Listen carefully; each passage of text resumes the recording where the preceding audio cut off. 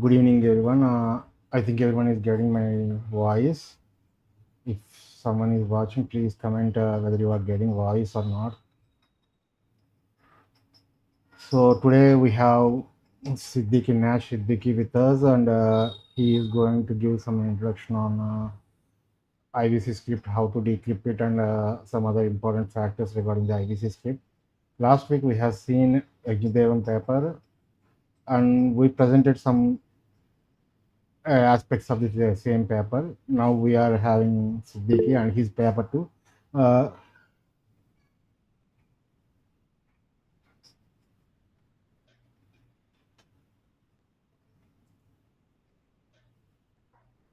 so let's see what his paper is. Before we proceed, I would like to introduce Nash Siddiqui. He's he's an alumni of IIT Kharagpur and also architecture. He's an architect and he's been working on the IVC script for the past 3-4 years. So let's not waste the time. Good evening, sir. Nash Siddiqui, sir. Hi, good evening. First of all, thank you so much for inviting me to your channel.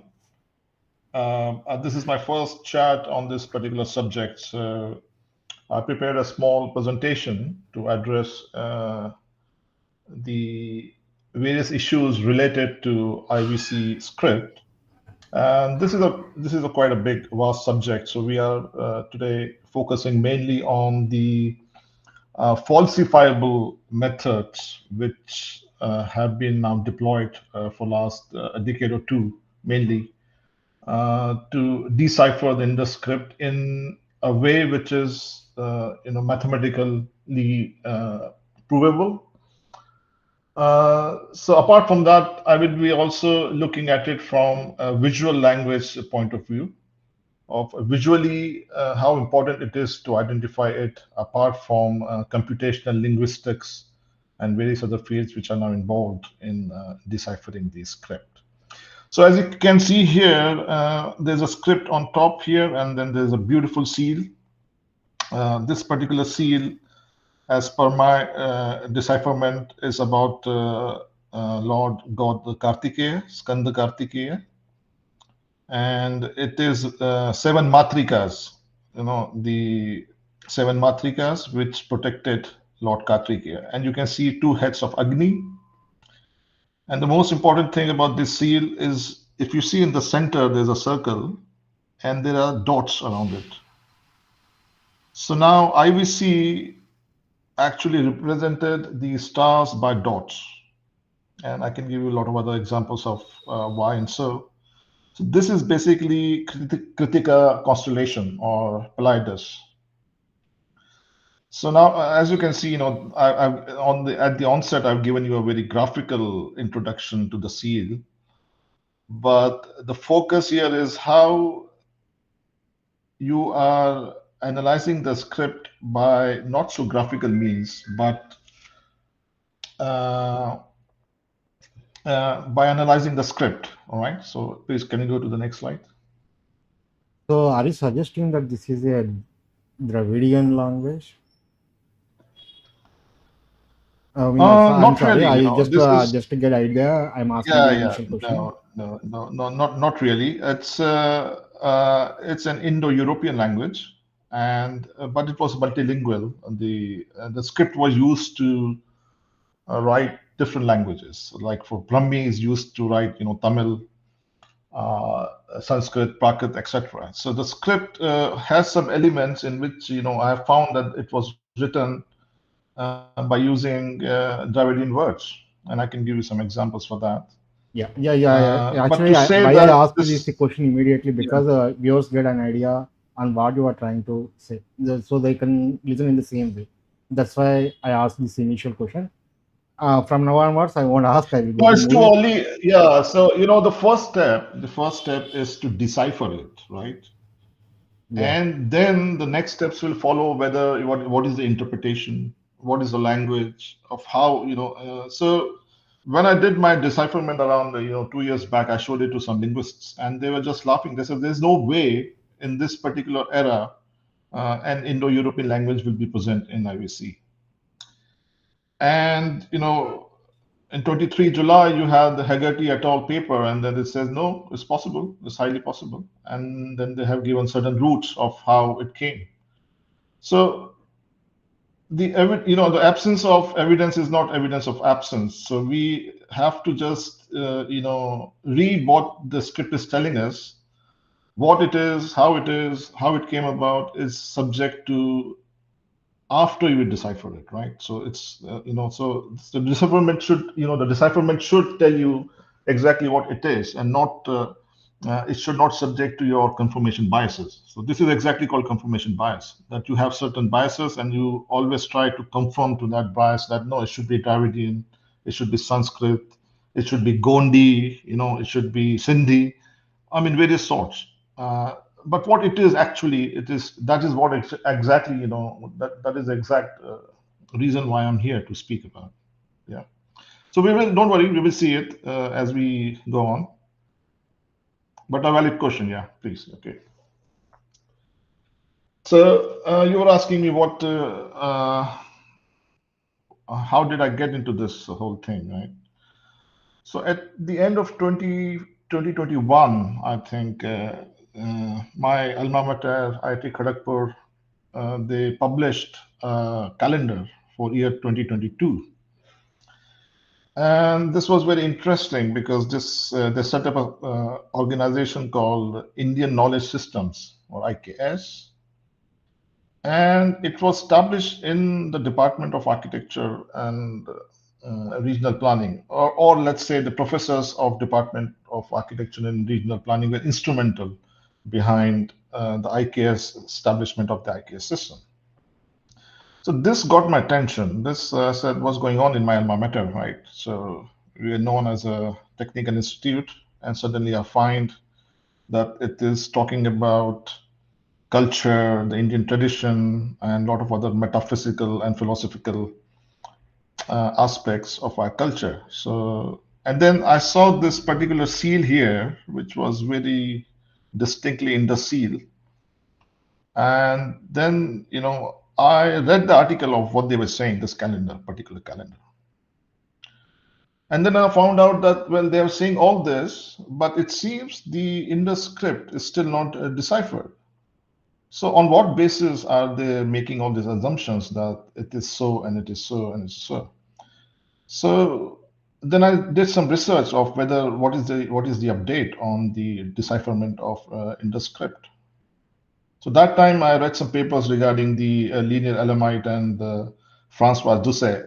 He deciphered the Elamite script, but there was no mention of Indus script.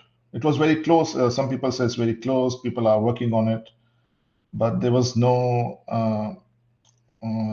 scientifically accepted or a paper which is accepted by. There's a general consensus that it has been deciphered.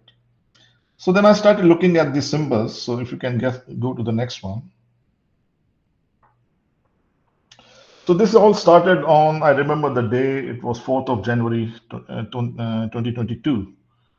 And these are the general symbols and seals which is found in the Indus Valley script. Normally they're very small script seals, like 4 centimeters by 4 centimeter seals. And it's like a negative. So you print it on, you can see the terracotta, here, the impressions. You press it on a medium in which you will have the impression of the seal. And also there are various trading routes which Indus Valley has, and there you can see the seals from the Gulf, from Mesopotamia, and even Elamite seals here. So this is generally how the script, the iconography, and the seals look like. So this was my first introduction to the Indus seals and the tablets and other artifacts. Next, please. Now, what is the timeline of Indus Valley civilization? Now, people who are into this topic, they know it very well. But I put these two images, which are very significant because it shows you the white dots. It shows you how the Indus settlements were. And there are also other graphs which shows you how they moved, how they dispersed with the changing climate. But this one, it shows very clearly that there are mountains on the eastern side, on the north. So it's very difficult to come to Indus Valley. So it was insulated from the Central Asia. And then you have a big Thar desert on the west. And then you have this river systems, extensive river system network of rivers. Most of the developments, the one which are very prolific, were between the two rivers. So that gave them another layer of, stability. So this particular civilization was quite big. I mean, it was bigger than Mesopotamia, Egypt, or Chinese civilization at that time. In terms of area, it was massive, quite vast. Also, the most noted thing is for 2000 years, I mean, imagine 2000 years, it was in a state of development, and there was no indication of major wars or upheavals. So there was relative stability, and that's where you have all the developments of the the urban settlement, the script. So, and all the definition which goes into defining it as a civilization existed. But nowadays, actually, people are moving away from using the word civilization, and they are more into culture and other nomenclature. The image on the right is the genetic lineage of what is the genetic makeup of the Indus clan. And again, we have Rakhigarhi, and we have the very famous Rakhigarhi skeleton, and there were a lot of genetic studies which went into it. We will deal into genetics later, which is a separate issue, but it looks like the IBC was formed by the Iranian hunter-gatherers and the Onge or the Andamanese hunter-gatherers, or we call it AASI. And you can see almost 85% is the Iran-related Neolithic genes out there. You can see the timeline also when it was done. But also there was Mehergarh 1 before that, which is like 7000 BC and before. So if you can go to the next one, we can explore more about the timeline of Indus Valley. This is a very good chart. It gives you a relative comparison between different civilizations, the Bronze Age civilizations, as we call them. So you can see Mesopotamia was quite, the mature phase, the green was quite developed before IVC. And IVC was the mature Harappan phase, or the integration era was from 2600 to 1900 BCE. But below you can see the Neolithic Mehergarh 1A, pre-ceramic Neolithic, and also corresponding before the Ubaid culture in Mesopotamia, you can see the Neolithic activity in that region. So this is a very useful chart. It also tells us, the development of the scripts was naturally was done first in Mesopotamia, and then and it was done simultaneously in Egypt and Indus Valley, and then further in China. Next. This is the detailed chronology if you want to know about, actually what, from where to where it happened, how it happened. But we are mainly concerned, and we mainly focus on the mature Harappa phase, which has the most advanced of the scripts and the seals. But there are some very interesting seals before and after. And as you can see, in the late Harappan, you have the symmetry H culture, which has started coming in, where you started seeing the cremation in the burial urns. And there was some change in the culture and the material during that time. And that was a decline of the Indus Valley civilization, and very few seals and inscriptions were produced after 1300 BCE. Next, please. So these were the major sites. You can see the extent of the sites during the most stable period and most creative period of the Harappan phase, mature Harappan phase or integration era from 2600 to 1900 BCE. It's almost 700 years. You can see the major cities there: Banawali, Ganediwala, Harappa, Mohenjo-daro, and also Rakhigarhi. And then on the left, you can see the Shere Shokta, the Mundigarh, which is the Helmand Valley civilization. And on the top, you can see Shotugai, which was an outpost near BMAC. And this was towards, you just follow the Kabul River and then you go via the Khyber Pass to cross the Hindu Kush. And you also see Mehergarh, where you have the Bolan Pass, and that was the route. The Bolan Pass was one of the routes to come from the east. And then there was the fortified town of Nosharo. So this is a very interesting one. You can see the ones in Kutch, Lothal, Dholavira, etc. You can see the extent. And Bhagatrawa is, I think, at the Narmada River, near the Narmada River, Tapti. That is the southernmost settlement in near Gujarat. So this is an interesting graph which says how extensive the civilization was. Next, please. So what exactly is Indus script and how it started? I mean, what is the earliest science which we found about the script?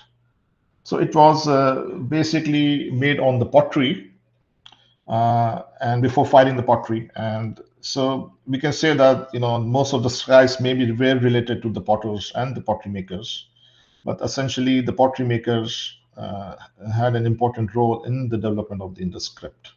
And here you can see some kind of plant symbols, branches with plants. So this is how it was depicted, the first signs. Next. So in terms of the seals, these are the seals you can see here. How do you identify which is a script and which is an iconography? I mean, these are all inscriptions.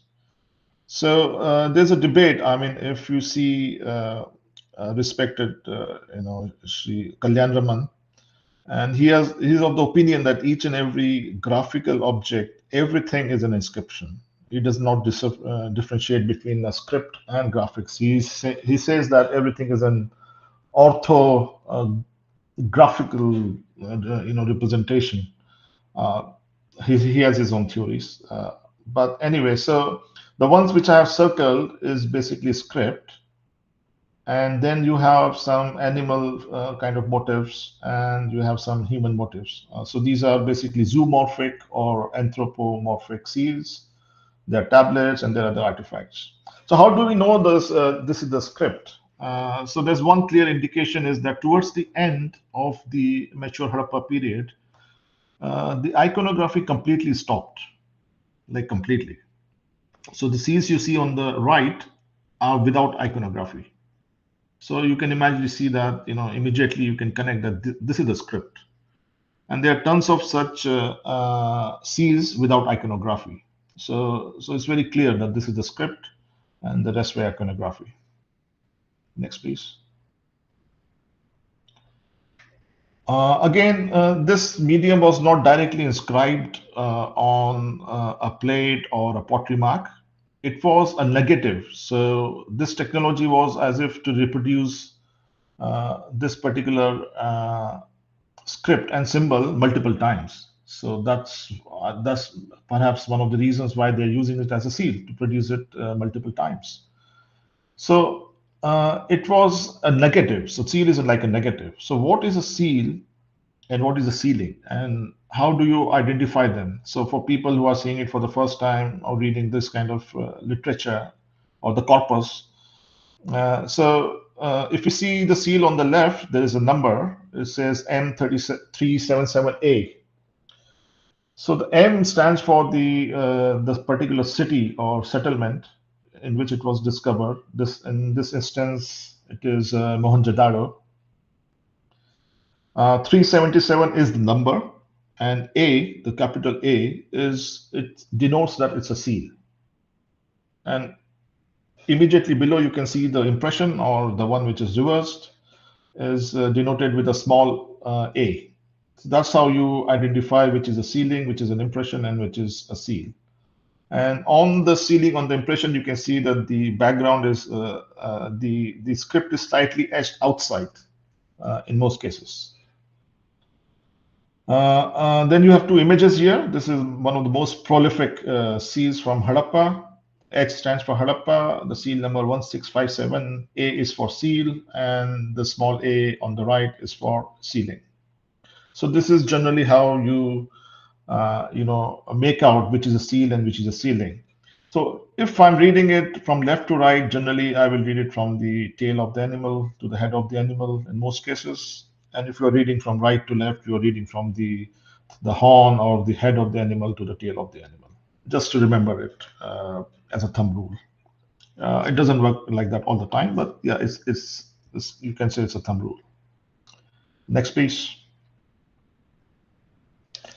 So what is a sign list? So now all these different symbols on various artifacts, on the seals, on pottery, on tablets, they were all collected and they were all then documented. And one of the first works of documentation, the major works, was done by Shri Padma Shri Iravatham Mahadevan, who is one of the legends of Indus script. He has done some path-breaking and pioneering work in epigraphy and in documenting the inscriptions and seals. And then also you have idea of 80, of course, the Finnish government and their funding had a lot of papers and a lot of research into the Indus script during that era. And the brothers of Simo Parpola, Dr. Simo Parpola and Dr. Asko Parpola, they developed this idea of 80. So this sign list is basically around 417 symbols in IM77. It is IM stands for Iravatan Mahadevan, and it was established in year 1977. That's why it's called IM77. The other one was developed in year 1980. There is various numbers of symbols in each series, depending upon whether they think it's similar or they have some difference based on certain graphical nuances. Right. So in this one, there's one image missing, but still, this is just a representation of the type of symbols we have. Next, please. So there are various collections and various ways in which all these seals were categorized. You can see the year, and the latest is Andreas Fuls and Brian Welch. They have established something which is called ICIT, a huge database, and they have various signs, around 709 signs or so in the Fuls ICIT. So some people use that, some people use IM77, it depends. So for any of these statistical method of, especially Markov and other in which you are studying the frequency, this is very important of how you categorize the signs. Because the frequency distribution slightly changes, although Farmer, Witzel, and Sproat do not agree with that, but still. So this gives you about what has been done to document the signs, and it's quite an extensive work has been done. I mean, this particular paper by Andrew Fuls and Wells, Brian Wells was written in decades, like 10, 15 years. Next, please. And recently, the fonts have been created of the Indus script. You can download that font in your computer and you can install it, and then you can type it in Indus script. This is one such example. Next, please. So in terms of history of writing systems, it all started around the syllabic script out of the pictograms, started normally around 2400 BCE. But before that, it was all pictographs. It was all different symbols. They were not syllabic, or as now in English language, the ABCD it was not like that. So Mesopotamia had the pictographs, and then it moved into cuneiform, and then you have Elamite, which was very close to the Indus script. But we don't know at this point whether Indus script was logographic, logo-syllabic. Unless there was some study which was done, and then we will come to that. Next, please.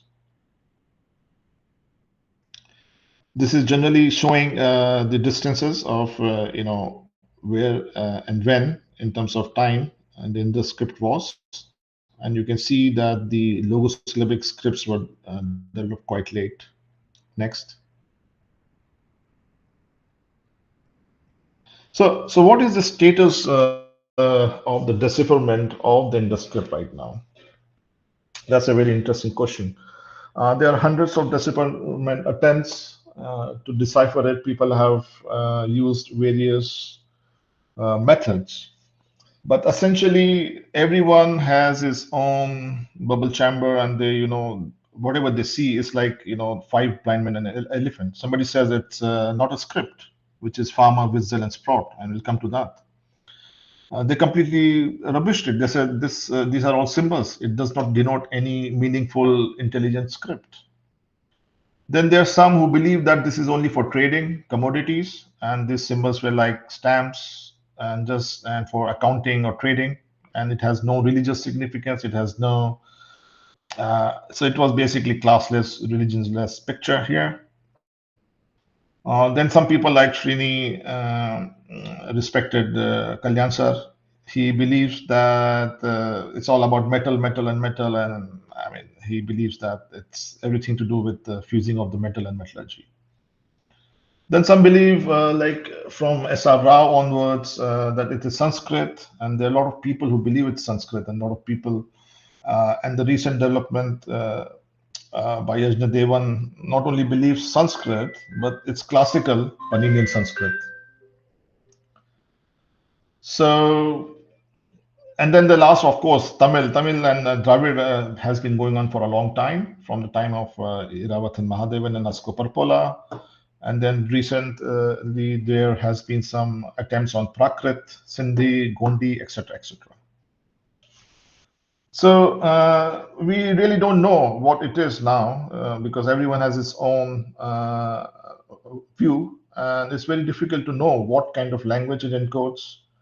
So that's where our assessment comes into the picture. Next, please.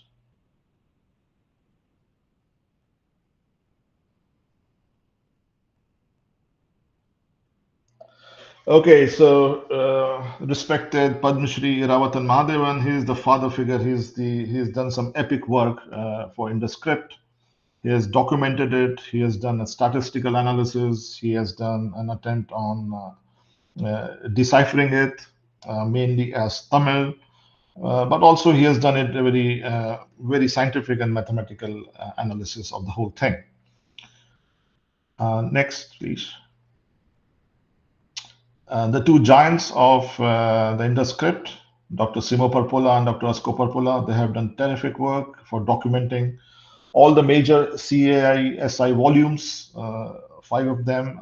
They have the role in documenting the script and doing all the analytical work. Dr. Asko Parpola has written several books about deciphering Indus script and various other observations which he has. He has learned Tamil, and he's quite loved there down in the south. He's also called Asokan, actually. Yeah. Next, please. So here it started. Farmer, Witzel, and Sprout, and I must admire their guts that in the Journal of Vedic Studies, they published an article in 2004 which says the collapse of the Indus script and the myth of a literate Harappan civilization. And they completely rubbished. They said that this script is unintelligible. It doesn't encode a language. And they gave various reasons for that. Next, please. So they also analyzed, the previous analyses by Mahadevan, Wells, and about the frequency analysis, etc. And they completely rubbished it. They said this is, it might not, and so they said that in the system was neither able or not apparently meant to record speech. So it may not. So they just rubbished this particular graph or study. Next.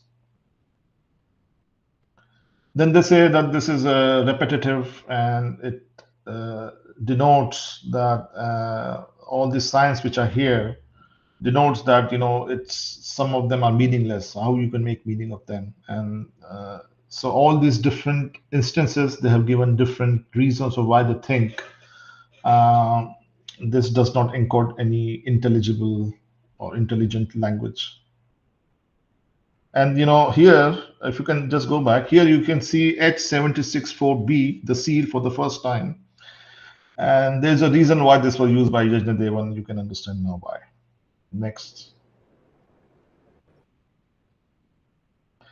So in their this particular paper, they have given some criteria in which they will accept that this particular script has a language and it has a structure, provided that all these 5 points are met. So one of them, number four, sorry, is that if a clear set of rules were published that allowed any researcher, besides the original proposal of those rules, to decipher a significantly large body of indescriptions using phonetics, syntactic, and semantic principles of no greater number or complexity than those needed to interpret already deciphered scripts. So this is, anyways, they are saying that whatever rules apply to deciphering other languages should be applied here. And things like that. You can see all those different caveats which they have presented here. Next, please. And then this was doubled down by Richard Sproat in 2023 in his this particular book, and he still insists. And by the way, Richard Sproat is a computational linguist. So this is a very specialized field, and I think he's the one who because of his field is more suited or apt to analyze these kind of works, which includes both the computational and mathematical statistical methods as well as linguistic understanding of the subject. Next. Then there was a rebuttal by Rajesh Rao, Nisha Yadav, Mayank Vahia, including with the blessings of Professor Iravatham Mahadevan in 2010. And it says Entropy, the Indus script and language, a reply to Richard Sproat. Next, please. This is quite interesting. So what they did is they did again this analysis and frequency analysis of the script, and they said that the maximum entropy will be for a DNA, and the minimum is for a computer language. And they found that the languages are somewhere in between, and you can see those graphs above the red line above. You can see that different languages: Indus, Sumerian, Tagalog, etc., etc. So they said that the entropy analysis proves that in this script does not only it encodes a language and also a very sophisticated one at that. So that was the crux of this particular paper. They refuted all the points raised by Farmer, Witzel, and Sproat. Next.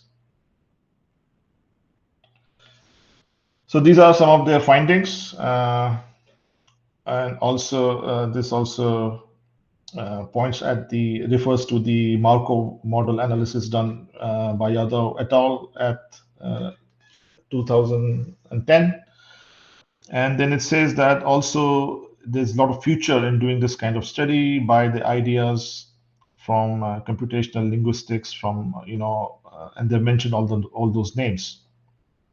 So that's it. So that's that was going on since 2010. Next. Also, this study, the Markov model study, was done again by a team, but this is the concept of the Markov model. It is basically in probability theory. It is a model to create basically to identify different patterns basically, and relationship between different all those particular objects. So this is used to analyze different linguistic patterns within a language, and also relationship between different symbols. Next, please. So this study was done by another group of Indian scientists under the patronage of Iravatham Mahadevan, and they did a complete statistical study under the Markov model of the Indus script. Next, please. So this is the kind of study which they did. The interaction of different symbols, the frequency, the endings, how they interact with each other. There's a lot of things which goes into the Markov model. Next. So this was their inference that it is the likelihood of a particular sequence of Indus signs with respect to the learned Markov model tells us that it is very likely that it encodes a language. And not only that, it's a very sophisticated language. That's what they are implying here. Next. So apart from that, computational scientists and also some other experts like Andreas Fuls have done another analysis in which he found that in the script, the nature of the script was not syllabic, was not logographic, but a mixture of both. It was logo-syllabic, right? So there were some symbols which were like logograms, and there were some symbols which were like syllabic. Next. Okay, so coming back to the topic which you had the discussion last week, Yajnadevan's decipherment attempt and his assumptions. So I will divide his decipherment into three parts. One is the assumptions, which he started before his method, and then his method, which is applied the cryptanalysis method, and then the last part, which is the result. So this one is the assumptions before he even started. So let's go into the assumptions. The script direction. He said that the preferred script direction seems to be right to left in an impression, which is the internal evidence as per Mahadevan. And also there was some study done by Ashraf and Sinha, which was a mathematical model. So can you go next, please?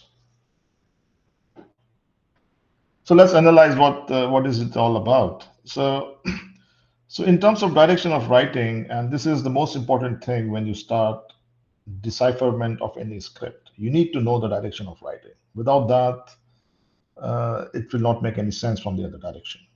So how much study has been done on that? Let's see. Let's go through it. So in this seal, if you see, this is actually an impression, a sealing, not a seal. So this is an impression of a seal. You can see the script has crowding on the left side. All those symbols you can see, they're all crowded in one. On the right side, it's nice letters one after another, but at the end, they all stagger or crowded. So based on that, they said that the writing and the reading should be from right to left. But I think they forgot something. Can you go to the next one? Okay, so I just reversed it, and this is actually now a seal. So this is very interesting now. So in a seal, this is where a scribe will inscribe all these letters. And as you can see, the letters are inscribed from left to right because the cramping or the crowding was on the right, correct? So they were writing left to right, right? So why, if they were writing from left to right, why the reading will also be not from left to right? So they will be inscribing in the natural direction of writing on a pottery from left to right, on a tablet from left to right, and also on a seal from left to right. Now, whether they do the first letter of this particular inscription or they start with the last letter. So there can be a lot of analysis which can be done of how they did it. But by immediately flipping the seal, all that argument is suddenly very suspicious. So now you think maybe there's a point, maybe they wrote left to right. So it's not very sound, this argument of cramping. Next. Also, Yajnadevan said that there are some seals in which not only the cramping, but also it was written in two lines. Fine. So those are the seals. Sorry, sealings. These are the impressions. You can see small letter A. Let's go to the next slide. I just flip them, all right? So what you see on the seal on the left, the letters are smaller and they get bigger and bigger as you go on the right. So apparently they were writing from left to right, and it's a clear indication of left to right writing. On the image on the right, it's not very clear, but you can see the top line was written first. The reason why I'm saying that is because it's all in one line. It's very neatly done. But when you go to the next line, the line below, you can see the cramping, and it was less fitting exercise. So again, it was written from left to right. So my question is, like, if this was written from left to right, was that a normal direction, or they changed the direction of writing when they wrote on other medium and not in a seal? So this requires a very in-depth analysis. And also very important point to note is that there might be a pause here in the inscription. So that means the inscription on the top may be an adjective, and the one below denotes a deity. So deity and then adjective of the deity. So in my reading, I do see a pause, and I do see a clear differentiation between them. I don't know whether in Yajnadevan's reading there is a pause, or it's continuous. It's one particular sentence. I don't know that. Next. So there are certain seals which are not found in an archaeological context. In an archaeological context, you dig up layer by layer, and where the seals is derived, you note the depth, and then that's how you date it. So there's a lot of documentation which is done in an archaeological setup. But in the subcontinent, there are a lot of sites in which the locals got the seals somehow, and they never documented at what depth they got it. But the area is known. Maybe it's from Mehergarh or from Balochistan. It's known. So one such collection was with Oliver Farr, and this is a very famous connection, and it's quite remarkable. In this, you can find one seal in which the inscription is vertical, and this is quite remarkable. Now, people say they are fake. Well, they might not be in an archaeological context, but they may not be fake. To say that it's a fake requires a lot of analysis, graphical analysis. Maybe you need to have the physical sample of the seals and test them. But looking at them and looking at the script, and I have analyzed the script, and it looks to me that this is not fake. This is not at all fake. They are actually remarkable. So what this tells us? This tells us that if you consider that this is written from top to bottom, and then if you transpose that from horizontally, it turns out that the script reading direction would be from left to right. Now I can explain them in detail about this particular slide, but I'm telling you that this particular discovery indicates that the direction of reading is from left to right. Next, please. Now, this is a physical, this is the moment of truth. So this is an evidence. This is a physical evidence. However, this is not in the script. This particular seal was found in Tarigat. It's one of very ancient site near Raipur. And this is in Brahmi. And the interesting part is the seal is the same direction, right to left, and the impression is from left to right. You can see here it's written Samved. This you can't deny. This is a hard evidence. This is hard evidence. Now you might say that there was no continuity, or there was continuity. That's what you're saying. So if you say that this is maybe they changed the direction, that means there was no continuity, right? So you're denying continuity. Or you might say that there was a point till which it was in that direction and then it changed to another direction. Okay, well, you can say that, but I'm giving you an evidence which proves that there was continuity, and the direction of reading was always left to right. It was never right to left. Next. What about the analysis done by Sinha and Ashraf with Roja Muthaiya Library in Chennai?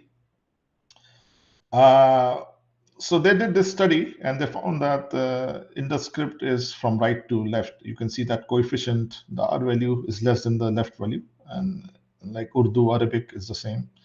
So this is from right to left. But you can also see similarities between Hindi and then between logographic scripts like Sumerian, Egyptian, So this is something which uh, needs to be studied. Next.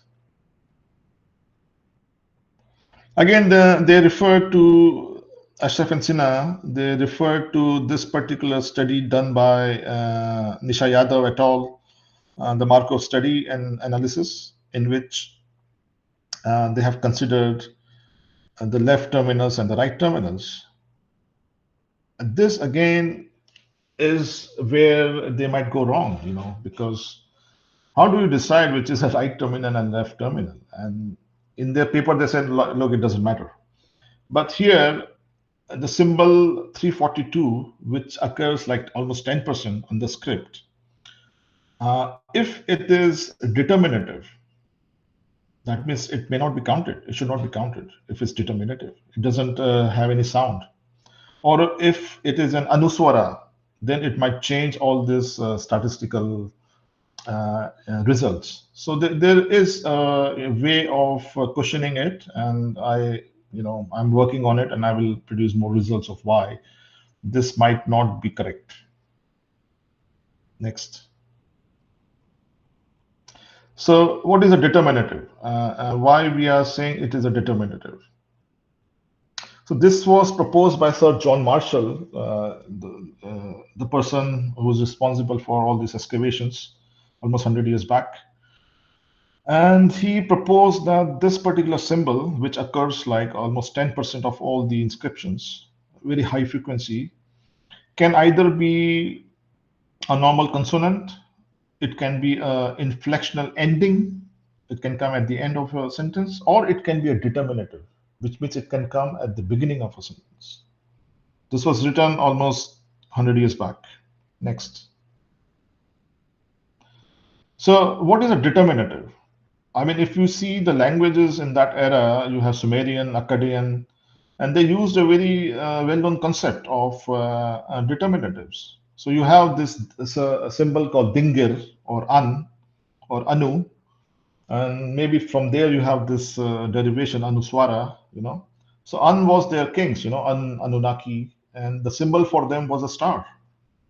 And anything which before that you had this star means that the preceding text would be a divinity. So that's how they mark the determinative. So this used to come in before the sentence, but there were also determinatives which used to come after the sentence, like the key, which was basically denoting a country key. Similarly, in industry, if you apply the same principles, the jar symbol can be determinative, and any text which is after that denotes divinity. So that might also be the same. So you can see the text and how it works, and also in some cases it jumps. It works as anuswara. So this is very important. I mean, if anyone tries to decipher the Indus script in a linear fashion, he will fail because this particular symbol just jumps. One symbol or after two symbols, it's a very peculiar behavior. Without understanding this behavior, the linear fashion of deciphering the script will fail. Next. Again, there are more samples or examples of how a determinative is used in the script. So this particular cylinder seal, you can see there are a lot of faces. This is all part of one cylinder seal, by the way. So on the left, you can see that particular symbol. This is like one of those charts which we have. Yantra, we call it yantras. Yeah. What it denotes, what actually it denotes. And after that, you have a text. And this symbol is not used anywhere with the text. So we can say that it was a determinative. All the thing which preceded, which comes after that is basically a symbol, a script. Then the symbol on the right is very remarkable, extremely remarkable. You see first symbol, which is like a jar with a lid. And then you have an iconography. There's no text here, iconography. And this is, these are all the stories which was written by sage Agastya. Agatya, and he was called Kumbhayoni. And you can see this is a symbol. It's a kumbha. Kumbha is a jar, and this is Kumbhayoni. So maybe it's a Kumbhayoni. It's written by that particular sage. And the one on the left denotes that it's a book. So maybe it is description of a book, and these are the stories in a book. So this is a way of identifying that these are certain determinatives in Indus script, and they were aware of the concept of determinatives. Next, please. So the next assumption from Yajnadevan is that it's a syllabic script, or rather, he requires a syllabic script in order to decipher it because his method does not work with logographic script. So that's why he has given all these different reasons of why it can be syllabic, why it has to be syllabic. But there has to be a proper mathematical paper or mathematical derivation of why it is syllabic, or why it's not syllabic. Like the one I showed you from Andreas Fuls. He has done the study and he said it's logographic. So he has given this description and some, unicity distance. Again, it keeps on coming. So he says a Rosetta Stone would make a logographic decipherment credible since it would double the information content read and go beyond the unicity distance.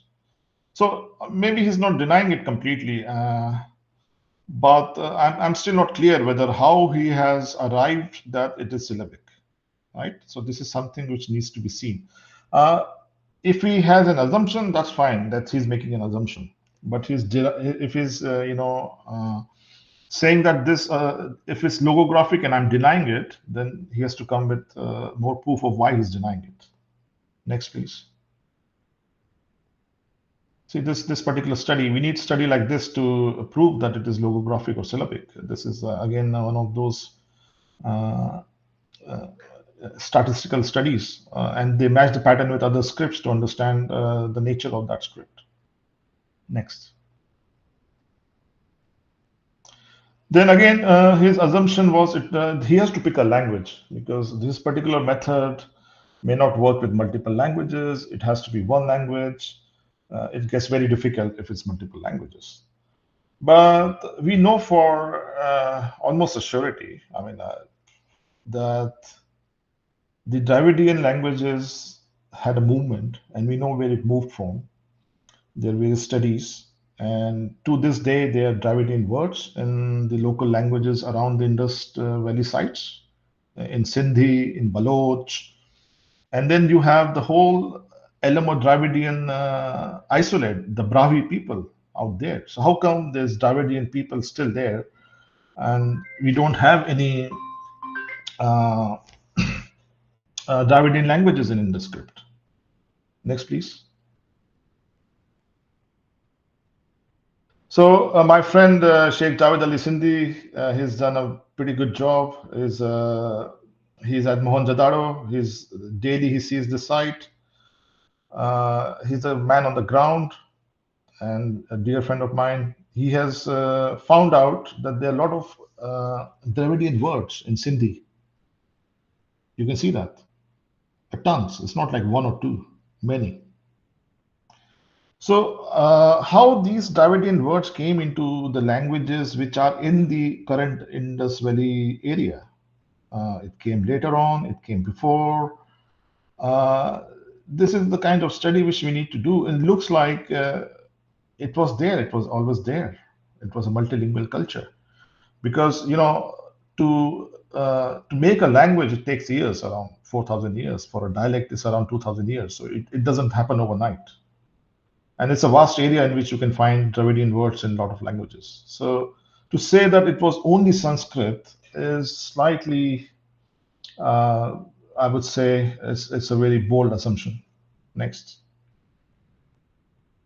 This is again one of Suresh has done this study about the movement of the people, cattle.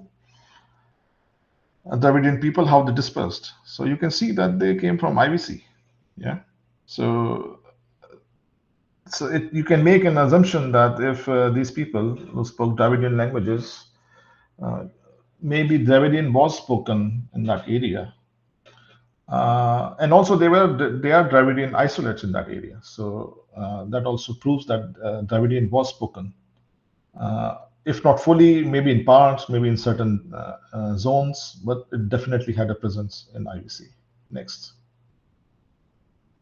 And this always, so now Brahui is not exactly the same as Peninsular Dravidian. Here you need to go and study David McAlpin's paper about the Proto-Zagrosian model. Some people criticize it, but he has recently written it as, I think, 2-3 years back, updated. So I think you can read his paper, David McAlpin, and he has given his hypothesis of the Dravidian model.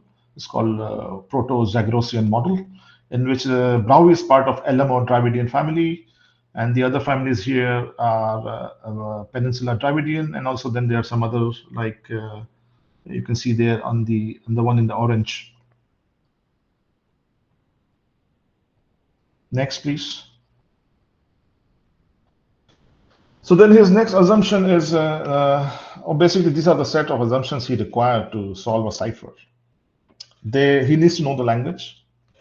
You cannot decipher without knowing the language. Then he has to determine the cipher, and then all other assumptions he has done here. Next, please. So these are the limitations of cryptanalysis method. You cannot decipher logographic symbols or languages, right? Which has very complex words, and so it's very difficult with this particular method. You can do an adjunct by repetitive. He has told me one time how he does the adjunct. You can do an adjunct, but not a logographic symbol. The language has to be syllabic, so it has to be syllabic. That's why he was giving all this arguments about it being syllabic. The language has to be known. I mean, of course, it has to be known. But it was not known. If it was known, then we would have deciphered it like 100 years back. So the language is not known. He's just making an assumption based on certain peripheral circumstantial evidence that it is Sanskrit. Okay, fine, it's an assumption. Then he will test the assumption, and then fine, we will get the Sanskrit. Okay, fine, that's fine. But it was not known. He is making an assumption. And then the third one is if it's a multilingual language, and specifically if he's using a Monier-Williams dictionary, which is a Paninian Sanskrit dictionary with very few Dravidian words. What if there are some new Dravidian words? What if there are words from some other language? So this dictionary will not be able to decipher it. So the reliability of that particular method in this particular instance is based on a lot of assumptions, and all those assumptions are basically unfalsifiable. And based on those assumptions, you are now moving to a realm of falsifiability, which to me is a philosophical question rather than a mathematical question. Next. Okay, this is interesting now, the first sign. So he says before moving into his method, he has to have some assumption. He has to feed into his program a particular sign and a sound value for that particular sign. And he has selected this H764B seal, which we remember we saw it in the Sprout and Farmer and Witzel's paper, in which they rejected in the script. So that's the same seal he picked up. And then he said that this from the dictionary, there's a match, Ananana.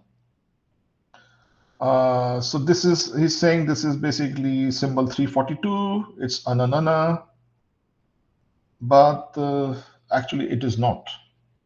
It is not symbol 342. So this is something which is copied incorrectly. Next.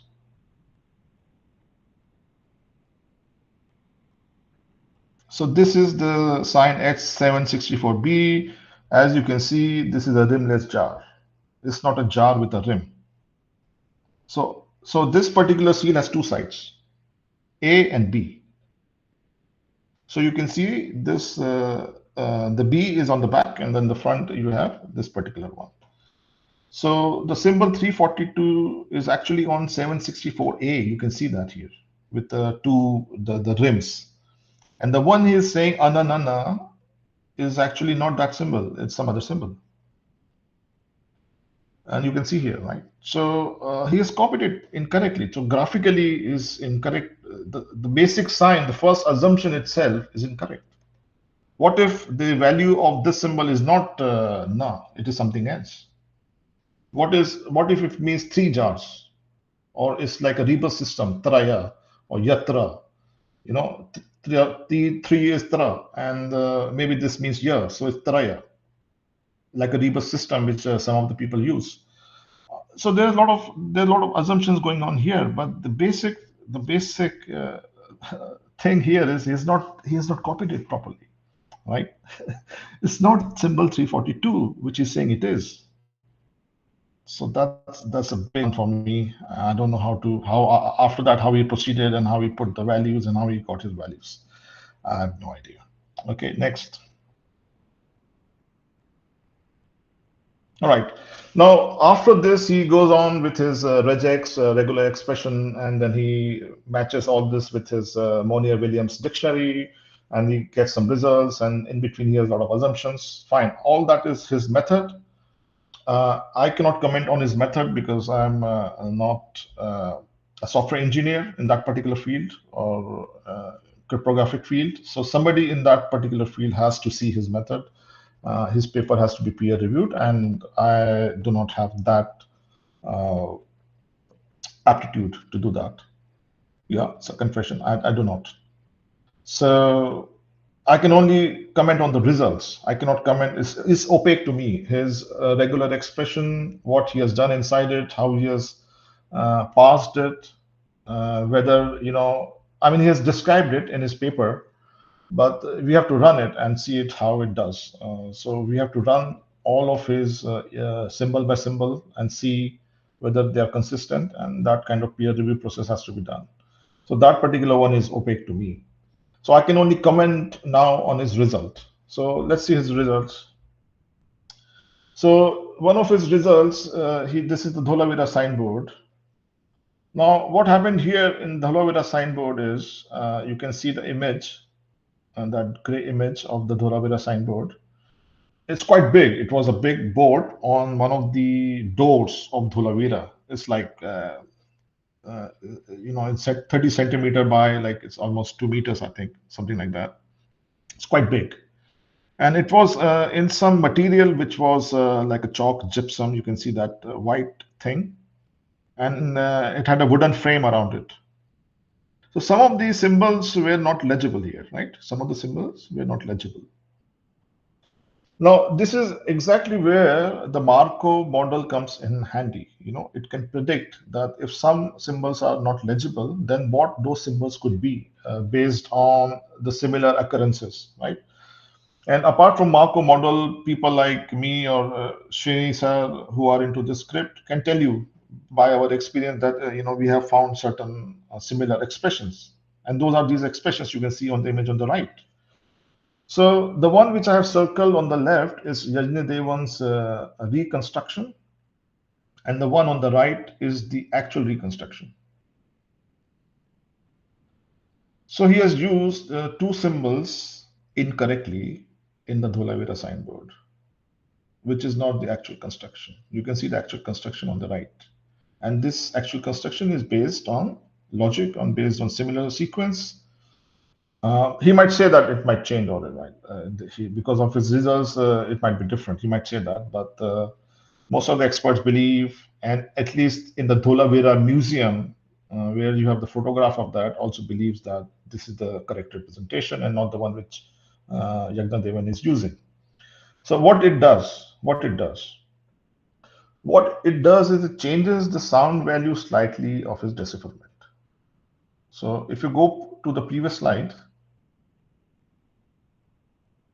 so he's saying this decipherment from right to left is a raka, vara raka, ararasa. This thing is some kind of gem. Arara is basically a door, and S is some kind of declension. So you got ararasa, which is a door. and Vararaka. So what happens here is that sign will be G, not K, and the symbol will be A. So it will be an introduction of a new sound here. But again, he might say that the beginning and the end is the same. Might be, if I put it back in my script, it might return some other value. I might correct it. But here is the point. The point is anything you put in that script returns magically a meaningful sentence. In this instance, it was an incorrect reconstruction, which still produced a meaningful decipherment. So this then goes into the realm of whether the information which has been provided or deciphered is reliable or not. How much reliable is this decipherment? This is one of the indications, and maybe he can come back and say, no, that this is fine, this can be done like that and all that. But this is what I found. This is my observation. This is my humble observation. Next. Next, please. Okay, allographs. Now, so what he's done in the results, he has clubbed, like you can see here, all these symbols in the first, between the two lines is a. You can count, maybe it's like more than 10. So these are all and it doesn't have any other sound value. They're all the symbols. Next. You can see here, year, for example. Now this is all the man series, the bearer series, and without any respect to the different words or adjuncts, he has just clubbed them together as year. And now he says that he has not done it. His method has done it, right?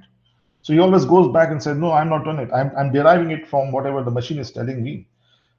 Fine, but I'm analyzing what the script actually from a language point of view tells us, right? So it's very unlikely that all of them have the same sound, and I will tell you why. Next. So if you see this particular series he has, year, right? So all these symbols he's saying is year, right? And they're allographs, right? But what about adjuncts? So you can clearly see the ones which I've highlighted in red.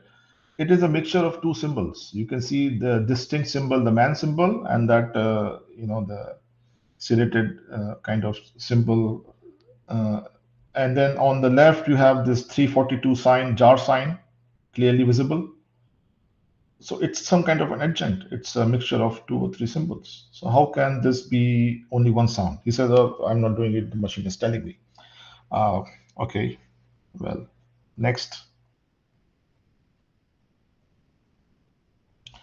Okay, this is the crux of the whole situation. Now this particular seal from Kalibangan is very, very artistic one, and you can see that on the left you can see a human figure standing with something on the hand. It looks like that. But if you see carefully, it is made up of difference in the symbols. You can see the fish symbol, you can see the bearer symbol, you can see the jar sign, you can see that sign you use in the field. Yeah. So this symbol, if you break it down, it is made up of around 7 symbols. And you can see Rawat and Mahadevan and I think some other experts have already broken it down into different symbols. Now the question is in which sequence the symbols will come, and that is a different question. Nevertheless, this particular symbol is made up of 7 symbols. And that is a problem with this particular method, that here, first of all, the first one you will say is year. And maybe if you accept that, graphically you have interpreted it, and then now you're using it, it might have some other values.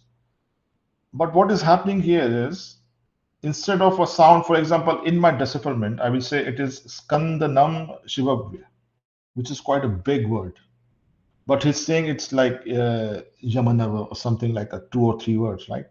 So what is happening here is there's a loss of information.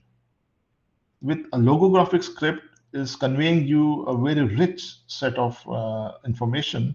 And by this method, what I feel is my feeling, and I'm saying based on this particular observations, that there is a truncation, there is a clubbing of 15 or more symbols, and there's a truncation of the sound values, and that's why there's a loss of information. So, although he might map it to the dictionary and he might have a meaningful word for each of them, but I think it's not reliable, and there is a loss of information here.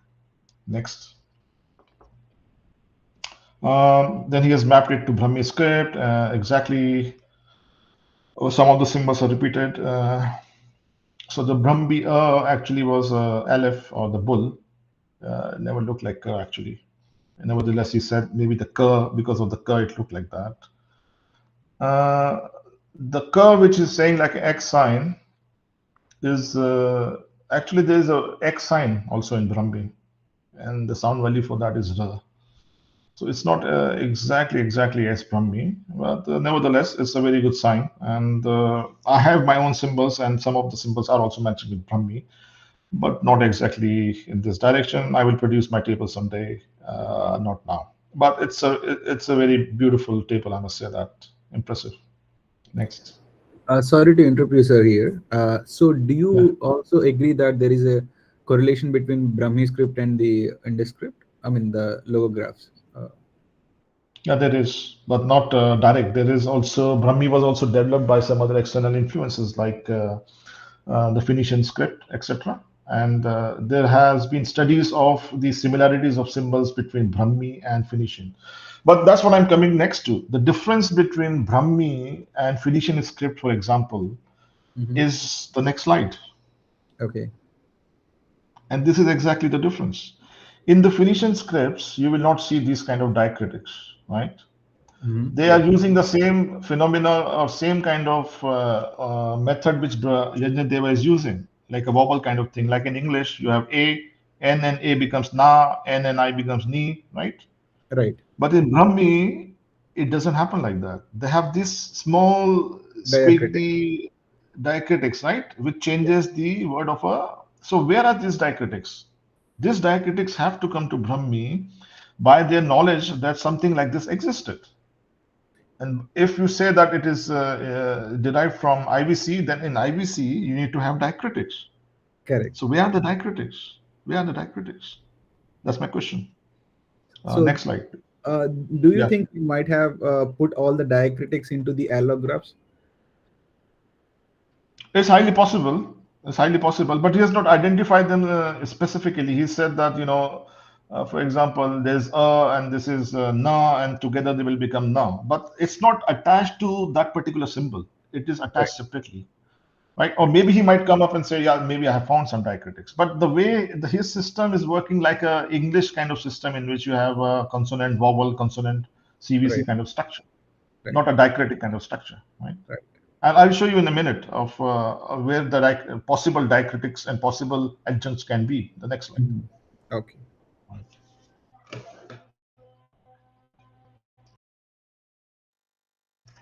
Okay, in this slide, I have done some analysis of the Indus script, and I've identified that this might be the possible diacritics, like the ones in the red.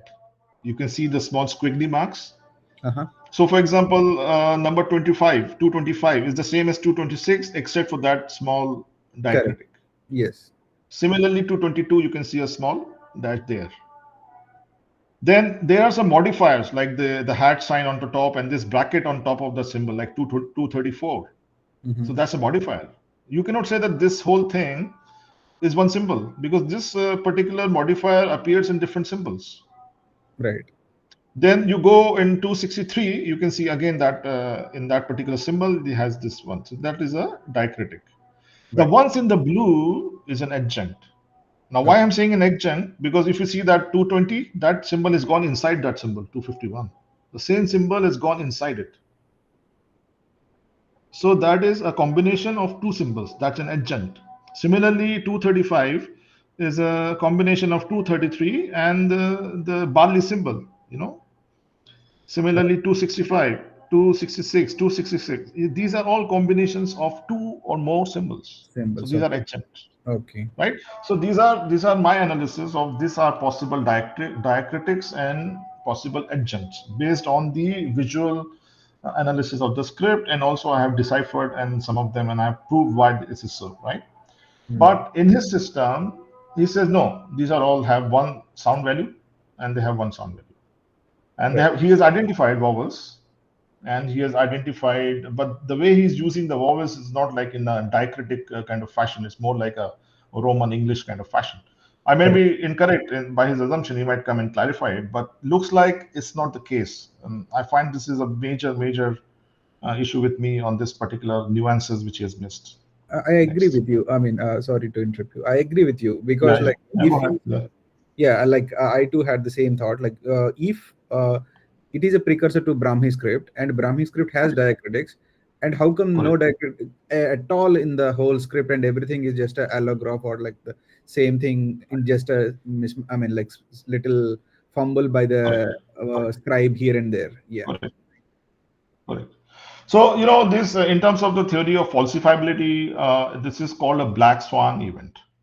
Okay. And in order to falsify any particular decipherment, when you're using such strict standards, one black swan is enough to falsify everything, right? Okay. Yeah. Maybe he has some, we have to wait for his rebuttal. Maybe he has some answers to that. But I Right. find it, not very convincing at this point. Okay. Okay.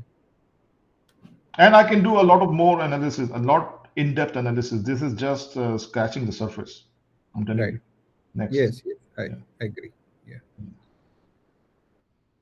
Okay, then he then declared that he has deciphered some 50 long inscriptions, and the proof of his decipherment is he has consistently deciphered this 50 long inscriptions, and nobody in the world has done it so far, and nobody can do it consistently. And I said, okay, hold my beer. Next slide. Okay, there you go. So his decipherment was with all those explanations, and some of the words were deep into the dictionary. So, for example, if there were 10 meanings of a word, his meaning will be the 10th word. It was so deep, right? So, for a normal person, you cannot understand what his decipher means. Can you just go back one second before coming to it? Yeah. So, for example, if you read without the meaning, can anyone of you easily make out what the Shata Darav Ama Maham Akham means? And Or no, a I agree with Tadananam you. Rava Ama Makhas? I Or a agree. Kama Makham Kansama Datam Nadan? Right. I agree with your statement that if it has 10 meanings, the least of the meaning is the one he. So, if you're saying that this is after, this is a classical Sanskrit and after Rig Veda, then this should be very prevalent. This should be some of the shlokas which everybody would have heard, right? Correct. How come we cannot understand, we cannot comprehend what it Dhak Vaha Master Jahasha Varam? I mean, what is this? I mean, can you understand it without a dictionary? Okay. No. Now go to the next page. Okay, so I said, okay, fine. Maybe I'm not fully deciphered. Maybe I'm not sufficient. But let's attempt it. Okay, these are my words, and I bet you will not use a dictionary. So the first one is again, my direction is opposite of his. So I'm using left to right. So the Shivan, in his case, is Varan. In my case, is Shivan. And I've used that jar sign jumps, and there's an Anuswara rule I found out. And I've explained how does it work, how this interaction works is pretty complex. So it can be Shivam or Shivan, right? And that is Anuswara rule. That is okay. So it says Shivam Dwadash Namam Riddhi. Now, when I deciphered it, I was quite shocked because you just heard Dwadash Namam Stota, and the words like Riddhi and Shivam, everyone knows. Everyone knows what is Dwadash Namam. Anyone who's a religious person knows, has chanted some kind of Dwadash Namam Stota for some deity or whatever, right? Mhm. So I was quite shocked to see this, and and the other thing was this was all Indo-European kind of numerals, not Dravidian numerals, right? Yeah. Let's move on. Then the other one is Andanameshwaran Agnaya Rupa एक ekam nam adhyaya. No, that's very difficult, right? So I will explain to you why it is like that. Yeah. Mhm. He's saying there's no syntactic thing to your thing, it's a dialect and all that. Well, we can go into all that, but this is what I'm reading and I'm telling you. The next one is, I have identified the Rupa series, and his Rupa series is Kansan or Kansam. It changes, but my consistently reads Rupa. Wherever there's Rupa, you will find Rupa. Wherever there is Aranyagnam, you will find Aranyagnam. Okay. Wherever you have Krud. So you can see here Krudhayag Agneshwaran. I mean, this is the epithet of Lord Shiva. He was Krud. He was like Agni. Mhm. Yeah, he was a god. Kruddha Agneshwaram. I mean, this is I cannot make it up for sure, right? Right. Obviously. Yeah. All right. So Yes. this is my decipherment. Yeah, I agree. Like, I mean, Okay, Shaddanaya is there. You know Shadananam. He's yes, talking about Shannon. Ananam. This Ananam is here, and I will tell you where the Ananam is. It will come. It is Okay. actually the face. Okay, next. Could you point? Okay. I mean, you don't have the cursor. Yeah, Shadan. Okay, we will go through it. Yeah, I mean, like, It's there. Is there. I know yeah, you're no, I mean to say, like, on the you're a pictograms. fan of Skanda Kartikeya. I know that. Okay, I will tell you. I can see your profile pic, so that's why. Okay, next. Okay. Again, so that's the end of my observations with the Yajnadevan's decipherment, and I must congratulate him that he has done a terrific path-breaking job, and he has raised the level of this particular discourse. And I think all the best to him. These are my observations, just some of the observations. So the whole idea is that someone from us have to decipher it, and we'll be very proud if someone from us will be deciphering it. Uh, it's a proud moment for all of us. And having said that, I will not stop my way because we are all looking for a closure. We are looking for a correct decipherment, and we don't want to.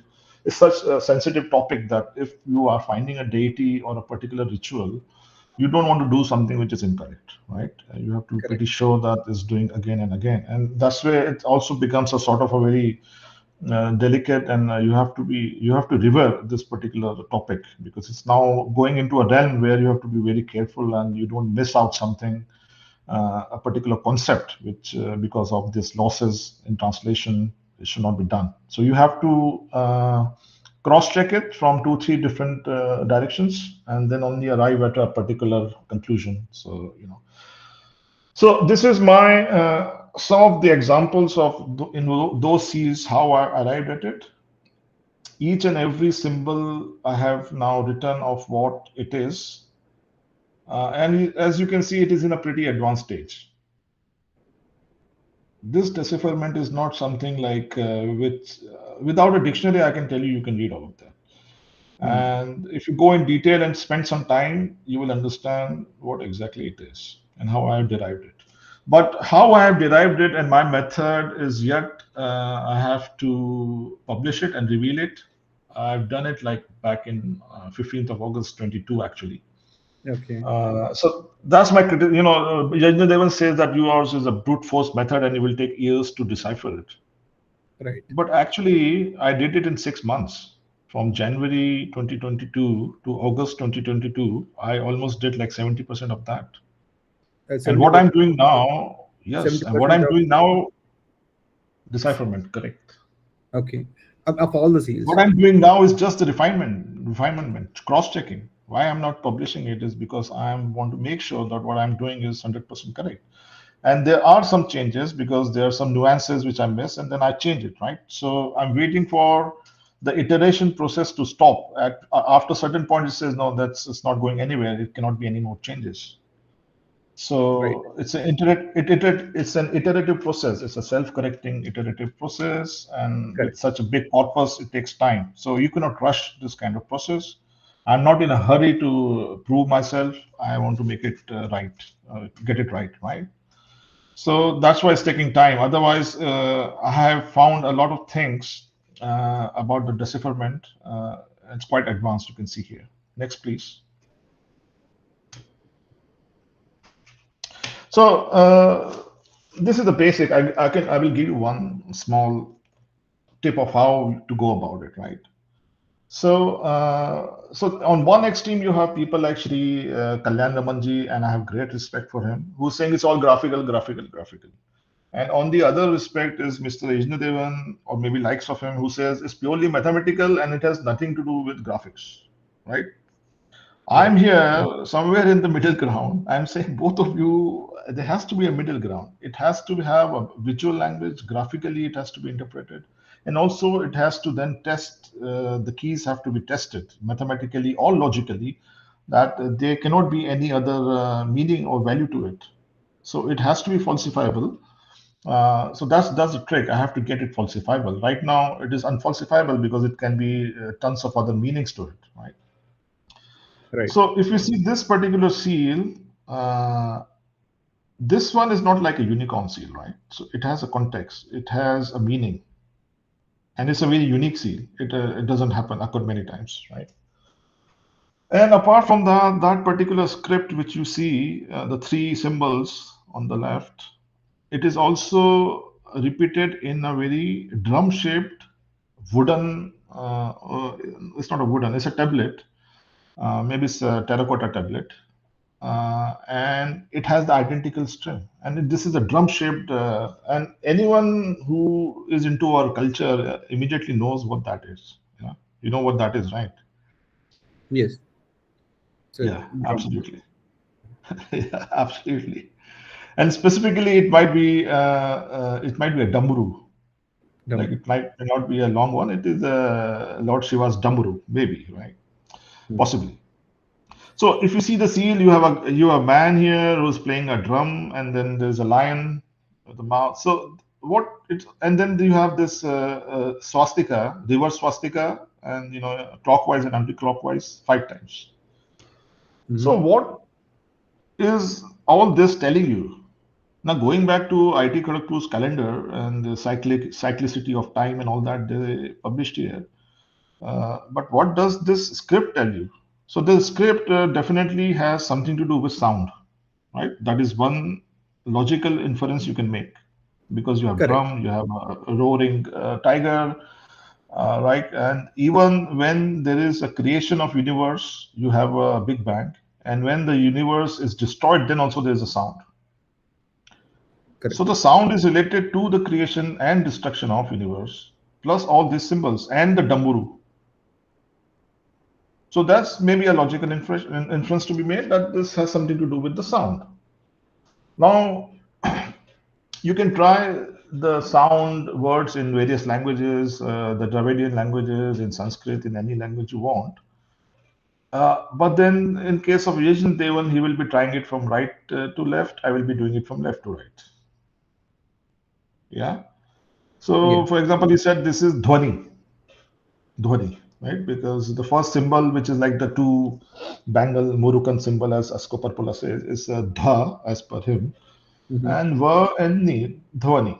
Fine, Dhwani. But then how does Dhwani reads with the swastika? What does Okay. swastika mean, right? Okay.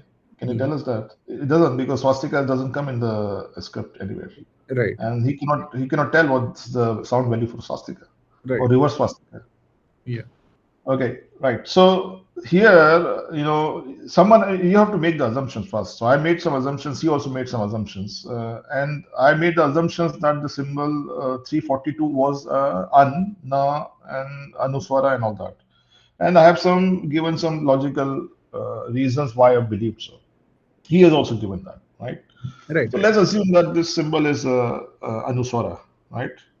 Now it behaves in two ways. You can, in my way, it can be and or it can be nad. So Hmm. nad the swaram, nad is basically sound, Right. and it is also in Brahmanad. And if you make it and, it becomes Brahmand. Okay. Right. Yeah. So both ways it is working, whether it's and or nad, it's both working. Mhm. So this is a way, and then I think, in different contexts, it behaves as and Andaneshwar, and there must be a deity with that particular name, Andaneshwar. It's found in many places, which we don't know. We have to find it out, right? I will tell you about it. And also, it might mean Nadduswaram. So this is how you then arrive at a particular key. So this is the key, right? Right. What it means is that you arrive at an assumption and you say that this might be the particular value for these particular symbols. Then you go and test them in all the occurrences, all the hundreds of occurrences of these particular symbols. So it's not an easy job, right? You have to test it, and then if it fails, you have to start from beginning. Correct. So this is what I call a key. I Right. found a key Just because like it's a very small inscription. Ananana is a key for him. This is a key. Correct, Key. correct. Right. Yes. Absolutely. Next one. Okay, here. So the seals on the left are basically all Zebu seals, and all of the seals, all the descriptions are related to Lord Shiva. And this particular animal was never sacrificed. The other animal was sacrificed, and I tell you why it was sacrificed. There were some animal sacrifice rituals, but never Zebu. It was a symbol related to Lord Shiva, and you can see the symbol Ayyan there is also there. And when I found this symbol Ayyan and Ayyan Sri Sivya, I mean, this is not definitely, this is something to do with Tamil culture and Dravidian culture. It's very clear, absolutely clear. This is what I say when this says multilingual. Correct. The one in the center is very, very remarkable, right? So this particular symbol, you can see that same symbol, the bangle symbol is there, right? Mm-hmm. And this particular, the man who's standing there with that rectangular thing on his shoulder does not have the two fishes or the buckets in other symbols or the bearer symbol. It doesn't have that there. Mm. So, taking clues like this and what it is, and then, I have all the symbols, I have made keys. So, in short, this particular description is basically says Kand Anirudh. Okay. All right. Yeah, I can go in deep on it, but it is the son of Lord Shiva, Skand Anirudh. Okay. All right, and I can explain exactly why this is. And you can see the da symbol is there. The da is there. Because of the da, we have arrived at the da. And it is the hard da. So skand in Sanskrit is a soft da, double D. Skand Right. is pronounced as Mm. skand. But here is a The skand, like and, skand. So okay. that's why I said this is the mother of Sanskrit. This language is the mother of all the Indian languages. Okay. And skand means oozing sperm, and you know what it is. So skand, and it has a legitimate meaning, and it is so profound. Mm. And it is Skand Anirudh. How Lord Kartikeya was born, all the stories about him, you know that, and this is Right. what it represents. And this particular creature, the composite creature, is made up of 6 animals. I have counted it 6. Sometimes it's repeated. You don't have to count it twice. Okay. I have counted it. We have There's a 6 bull, animals. we have a bull, elephant, Correct. a tiger, maybe, Yeah. There's a snake as a tail. a snake. Okay. Yeah. So I have some graphical analysis of that, and I found there are 6 animals. Okay.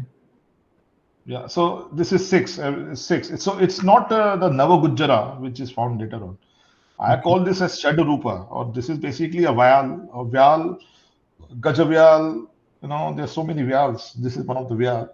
Okay. You can find it in all the temples, the Vyal as a protector. This is one of the Vyals. Okay. So this is again related to 6 number, and this is Kanda Anirudh seal. This is a very profound seal, and this was shocking to me that I found name of Lord Shiva, Lord Skanda, Ayyan.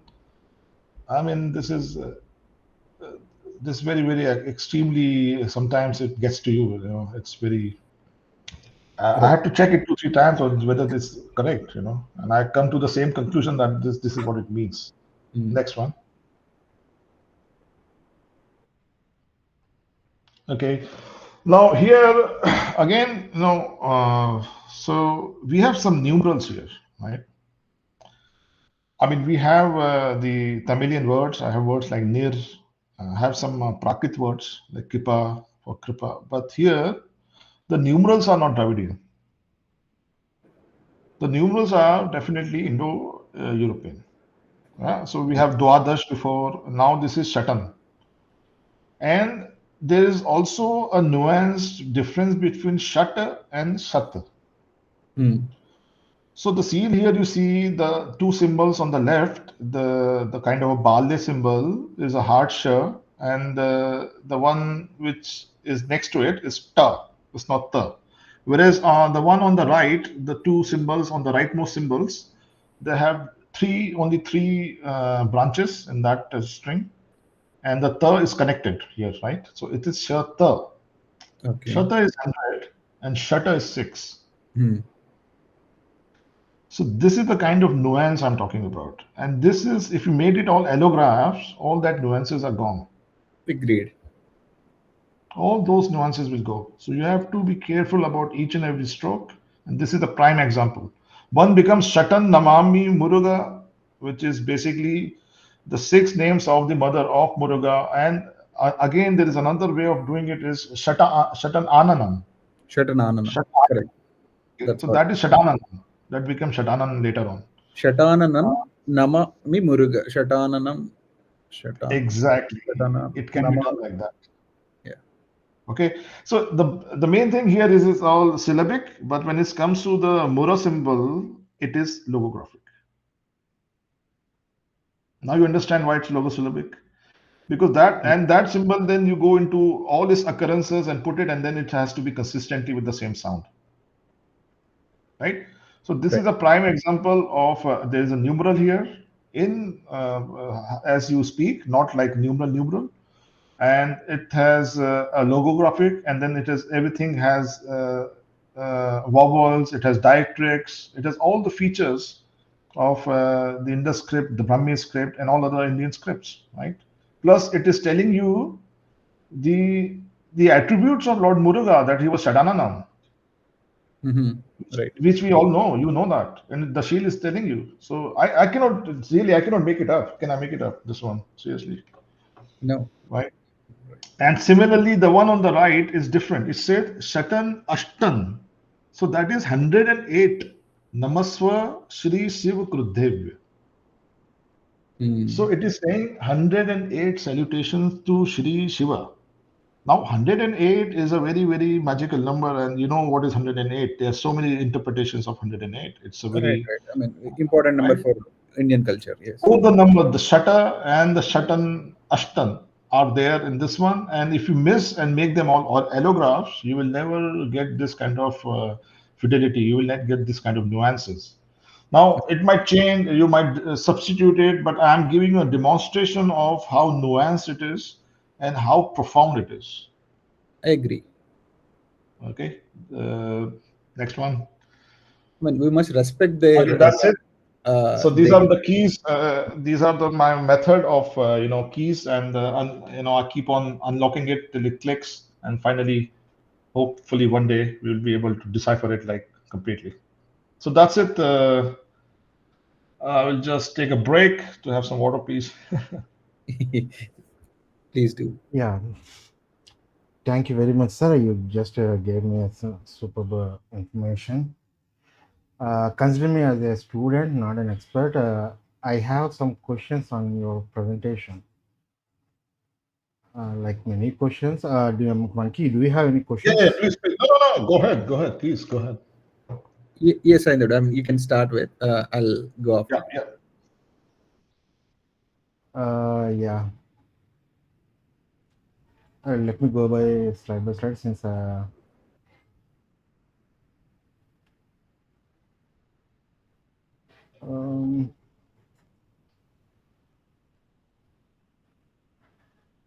if you consider this model, why is there is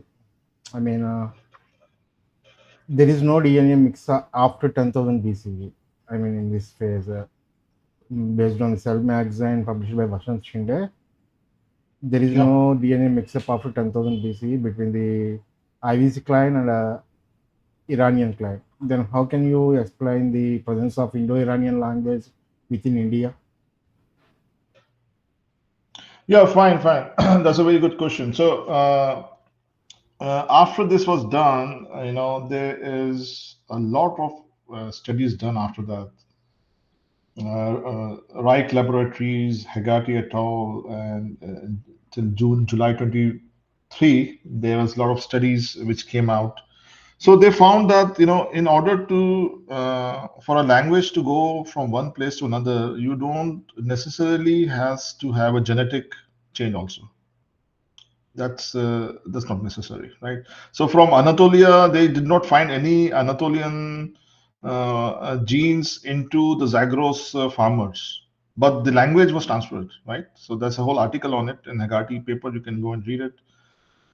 So it's not necessary that the language transfer also means genetic, and it's also vice versa. If there's a gene flow, there may be or may not be a language transfer. So it depends on whether it's female mediated or male mediated. It's a very complex subject. So to understand it is in a binary is not possible. You need to understand the nuances to say what the papers are saying or what was the mechanism of that. But I found an Indo-European language, and Yajnadevan has also found it. So there has to be some kind of study or some kind of assessment of why and how Indo-European languages arrived at IVC as early as 4500 BC. Thank you, sir. I showed my So paper first you to are one of proposing that the IVC is renowned sorry. linguists. Continue. Yeah, I showed this paper to one of the renowned linguists, and she just brushed it aside. She said, "What rubbish! I mean, there cannot be. It's not possible to have any Indo-European languages in that era. It's not possible. It's called language X. This is not language X."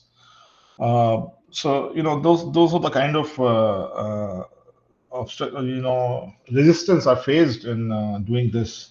But nevertheless, I'm this is like what you see is what you get, like WSI, what WYSIWYG, right? So what I am deciphering, I'm telling you, it's not something which I'm hiding. This is something which you have to then assess, and you need to basically then after that you need to understand what it is. The first step is decipherment. But definitely, we are now beginning to understand a different mechanism of that. It's not the plane that the Aryans came and the Aryan migration happened and then this happened. No, it's more nuanced. There are multiple waves. There was a southern route, there was a northern route. Even the whole pi homeland is shifting. So there are a lot of things happening now in genetics, linguistics, movement of the people. So it's all converging. Finally, it's all converging, I must say. Yeah, one more question regarding the same. You are proposing that IVC is multi-language culture. Correct. In someone Absolutely. you made a okay. You propose that it is a multi-language culture. Then why there is no Dravidian major language in that area right now? There is Brahui. Brahui is there, right? Brahmi is Uh, their DNA is it's isolated. same as the neighbors. There is no difference between their. I mean, Brahmi in the Pakistan area and their DNA is exactly same as the rest of the Pakistan. How can we explain the same? No, so you are confusing between language and genetics again, right? Yeah, Just because people of a particular genes is speaking a particular language does not mean that all the people speaking Dravidian has to be from the same genes, right? So that the language and genetics, the correlation is very very delicate. You cannot say so. Brahmi language is definitely Dravidian. There is no question about it. Now, which Dravidian? That is something which you have to read the paper of David McAlpin of different Dravidian. He has done a detailed study on the different Dravidian languages and their progression. So Dravidian was there, and you find the Dravidian words in the local languages. Where those words came from? Where does the retroflex sounds came into Sanskrit or other languages? What is the origin of the retroflex sounds? The Avesta, all other Iranian languages are not heavily retroflexed, nor are the European languages. So, what is the origin of retroflex sounds? Where it came from? These are the questions which needs to be looked into. Okay, let's consider they both speak Pi language, some Proto language, and also Proto Dravidian language or multicultural language. Then how can you explain the missing words for something like lapis lazuli in Dravidian? Should I want to take the map? Yeah. So that's a very good question. I have no idea about that. There is no word for lapis lazuli in Dravidian. So what is it called? It is in Sanskrit. I don't remember the exact name, but there is no native words for many of the. Yeah, I do agree that Uru, city, town, there are names taken from the Dravidian language, but there is also some important things that IVC possess, but they don't have the native words for the same. For example, if you, I think I read it somewhere, but they are missing in the Dravidian languages. Yeah, fine. You can pick up a particular one, and then we need to understand and analyze why it is so, right? It's a very valid question. But can you say for sure that there was no Dravidian presence in IVC? Actually, I just got the presentation, so I didn't come prepared. Maybe I can provide you in the offline. Yeah, so this is sorry, I'm just asking you again. It's a reverse question. So I'm saying lapis lazuli is one thing, and the other thing is the unicorn. If I remember exactly, unicorn was Vahia, Ekavalyam.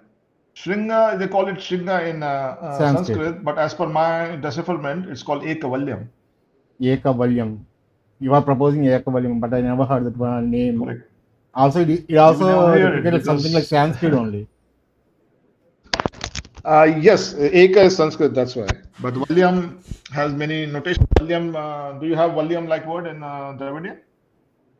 I don't remember. No, I'm not an expert. I'm just a student. They consider me as a student. That's what I'm saying. Okay, so this particular, if you see, the date was called Sindhu. That's correct, right? Sindhi, different language. In Malayalam, it's still called Indapazam, right? So the language, the name of the country itself, India, Indus, Sindhu, came from the Dravidian language. Hind. I have a seal which says Hand Avasam. So it was called Hind actually in that particular region.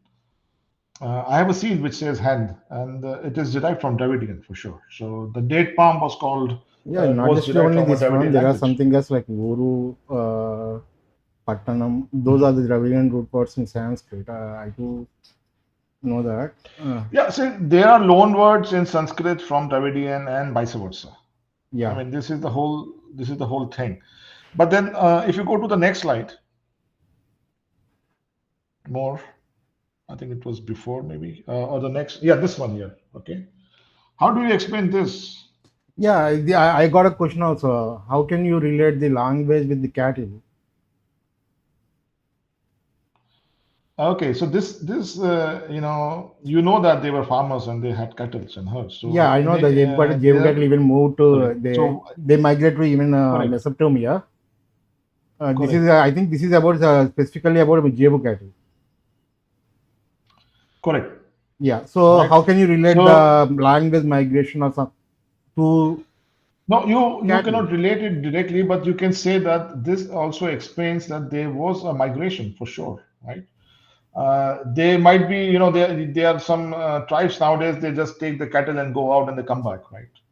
But when you take the cattle, you go and do not come back and settle down on the land, then it's called a migration. I do agree on the migration, but I don't see this is a possible. So maybe there were Dravidian languages only in South India, and the people came from Indo-European languages and they learned Dravidian. That's one possibility, right? No, actually, if that is if that is the case, then we should find abundant of words in present Pailang. I mean, present Sanskrit or North Indian languages. But there are only very few, not many. No, so I'm not deciphering the North Indian languages. I'm deciphering Indus Valley. If I find Indus Valley has more Dravidian words and the North Indian doesn't have, it means something else. Okay. Yeah, Let me go that's a back to different the inference. presentations. Okay. Okay. Yeah, this I mean, on this paper, I have a question. I'm not sure whether I should ask you or Yeah. not. They didn't decipher it, but how can they know the mean word length? Because there is no word separator in the IBC script. We know for the sure. Then how can they know mean word length? That's correct. That's a very good one. For that, you have to read the whole article, right? Yeah, So it's basically a statistical article, and you have to read the whole yeah, thing, yeah. how they have arrived at it. So this is Andreas Fuls article. Basically, we have to go and read it, and then if you want to have a peer review, you can publish it. It's open to public. It's open for peer review, right? So was it rubbished? Was it discarded, or what is accepted? What is the outcome of that paper? So that's the thing in the scientific sphere and the peer review process, that they have this fidelity in which people can access it and criticize it. Yeah, And I think I'm not expert, so ultimately, whether my work, I'm not an expert, so no, I'm no, not whether it's my criticizing. I'm work, asking my questions only. So no, no, no, in that's this fine. paper, I Very have good, two very valid questions. question. Uh, Yeah, in the same manner, how can if the script is not deciphered, how can they calculate yeah. what is vowel and what is consonant? That is not a. I mean, I got the question. That's it. I mean, I didn't. I'm not So in what they expert. do is they also analyze the similar scripts, right? So they do Sumerian, they do Maya. You see, it's all written here: Proto-Sumerian, Egyptian, and then they compare the patterns between different languages, Mhm. right? Recently, there is And a that's new what, paper published which claims Indus script is yeah. alphabetical. But I think the author name is Muhammad. I published last month, I guess. Have you gone through that? No, I'm only aware about the Mahavir Muhammad's work of the Prakrit one, but this one you are saying Muhammad Aid, no, I'm not aware of it. I'm not aware of that. Okay. He published a paper I have to read claiming that that. So what he's saying, what exactly he's saying, and that is like alphabetical. yeah, it is alphabet recognition as an alphabet. That is the title in the script, and the No, author that is name is Mahavir Muhammad. He's saying the alphabet of Sindhu Prakrit. Are you talking to him? That particular one. author name. This Mahavir Muhammad is also a dear friend of mine. We are interacting on Maybe I Twitter, will share and the a paper with you. I have it with me. it's called Alphabet of Sindhu Prakrit. This one is the paper. It is published What's the name recently. of the? Is it Mahavir Muhammad? What's the It name is of the author? Muhammad. Let me check the author name full. Once, give me a second. I will check it.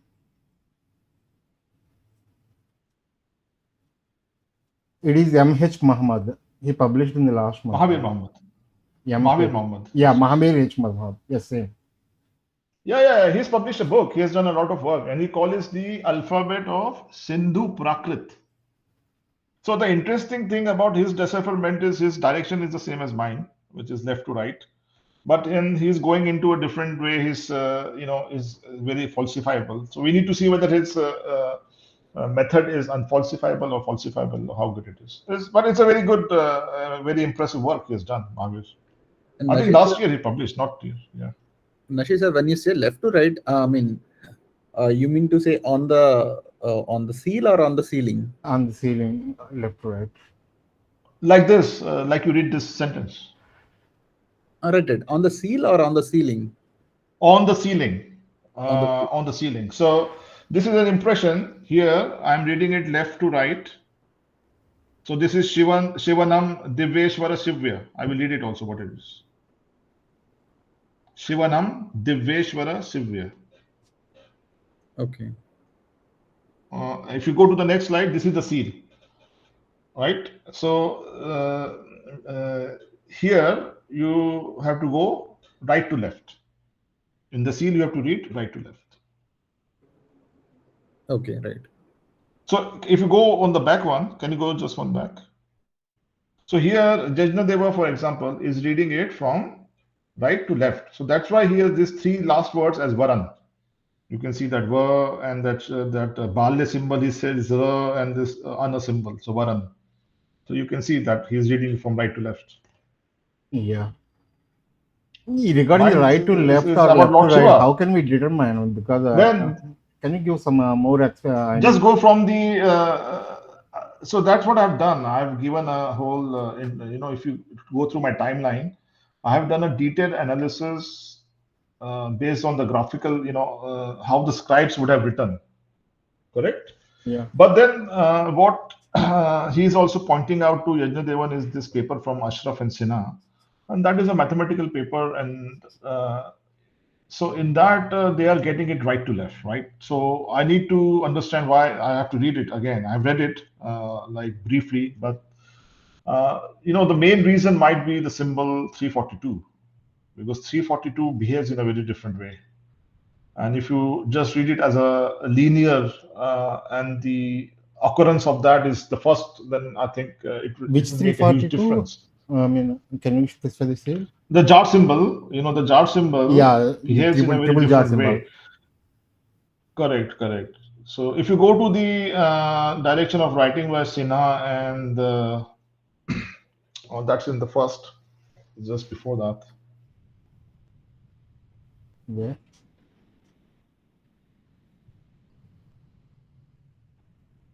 No, I think it's no. Much Give us right number. after. Yeah. One sec.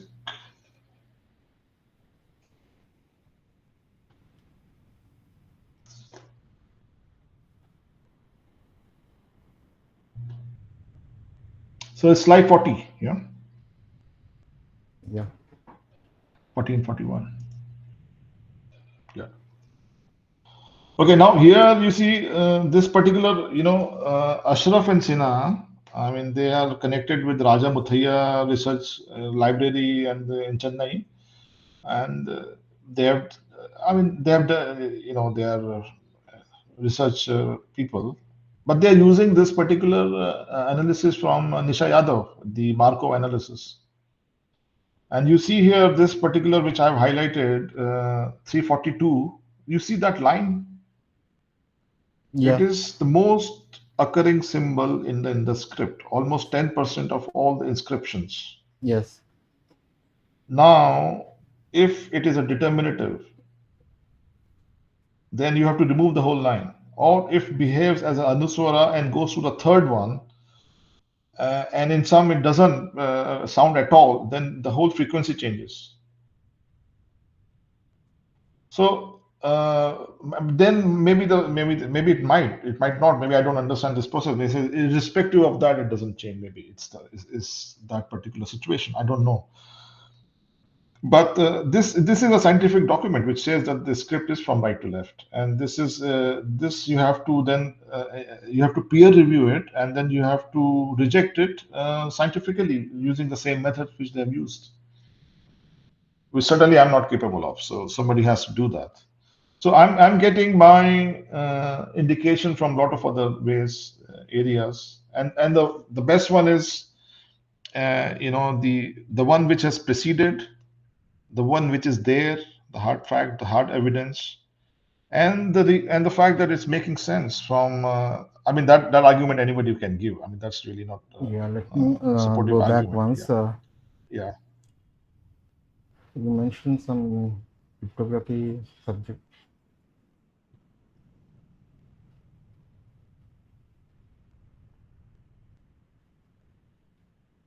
Yeah. Here you said a language has to be known, cannot decipher unknown language. But in the case of a Zodiac 340 or linear B, copial cipher, they don't know the language because it is No, the yeah, assume the Efron knew the language language. before starting the cryptography, isn't it? They don't know. No, they No, don't the know. Ventris, But in Ventris deciphered the as Greek, and Efron then went and confirmed that it is Greek. So he Yes, knew it was Greek. they confirmed and What they about linear corrected A? even Why one they not able symbol to in the decipher linear linear A B. then? in the What about linear. linear array? No, no. What I mean, for example, if you take the zodiac 340 sign or I mean that cryptography or Yeah, copious cipher, but yeah. for example, take that one. We Correct. don't even know the language of the cipher before starting the decipherment. No, no, you're not understanding. See, if there is a cipher in Japanese and you don't know the language, but you can decipher it and then you know that it's Japanese. But Japanese is a known language. Yes, Sanskrit is also You known understand? language. No, no, no. But in the script is not known. Okay. He's assuming that it is Sanskrit. Nobody knows what is the language of Indus script. Yes, I do agree that he assumed some Sanskrit. He Of gave course, we have the to assume multiple it, and then dictionary. He then compared with okay, the Vedic. that's a valid argument that you say I assume something and then I go ahead and prove it. That's a different thing. Uh, one more thing regarding this very first thing. This one. Not this one.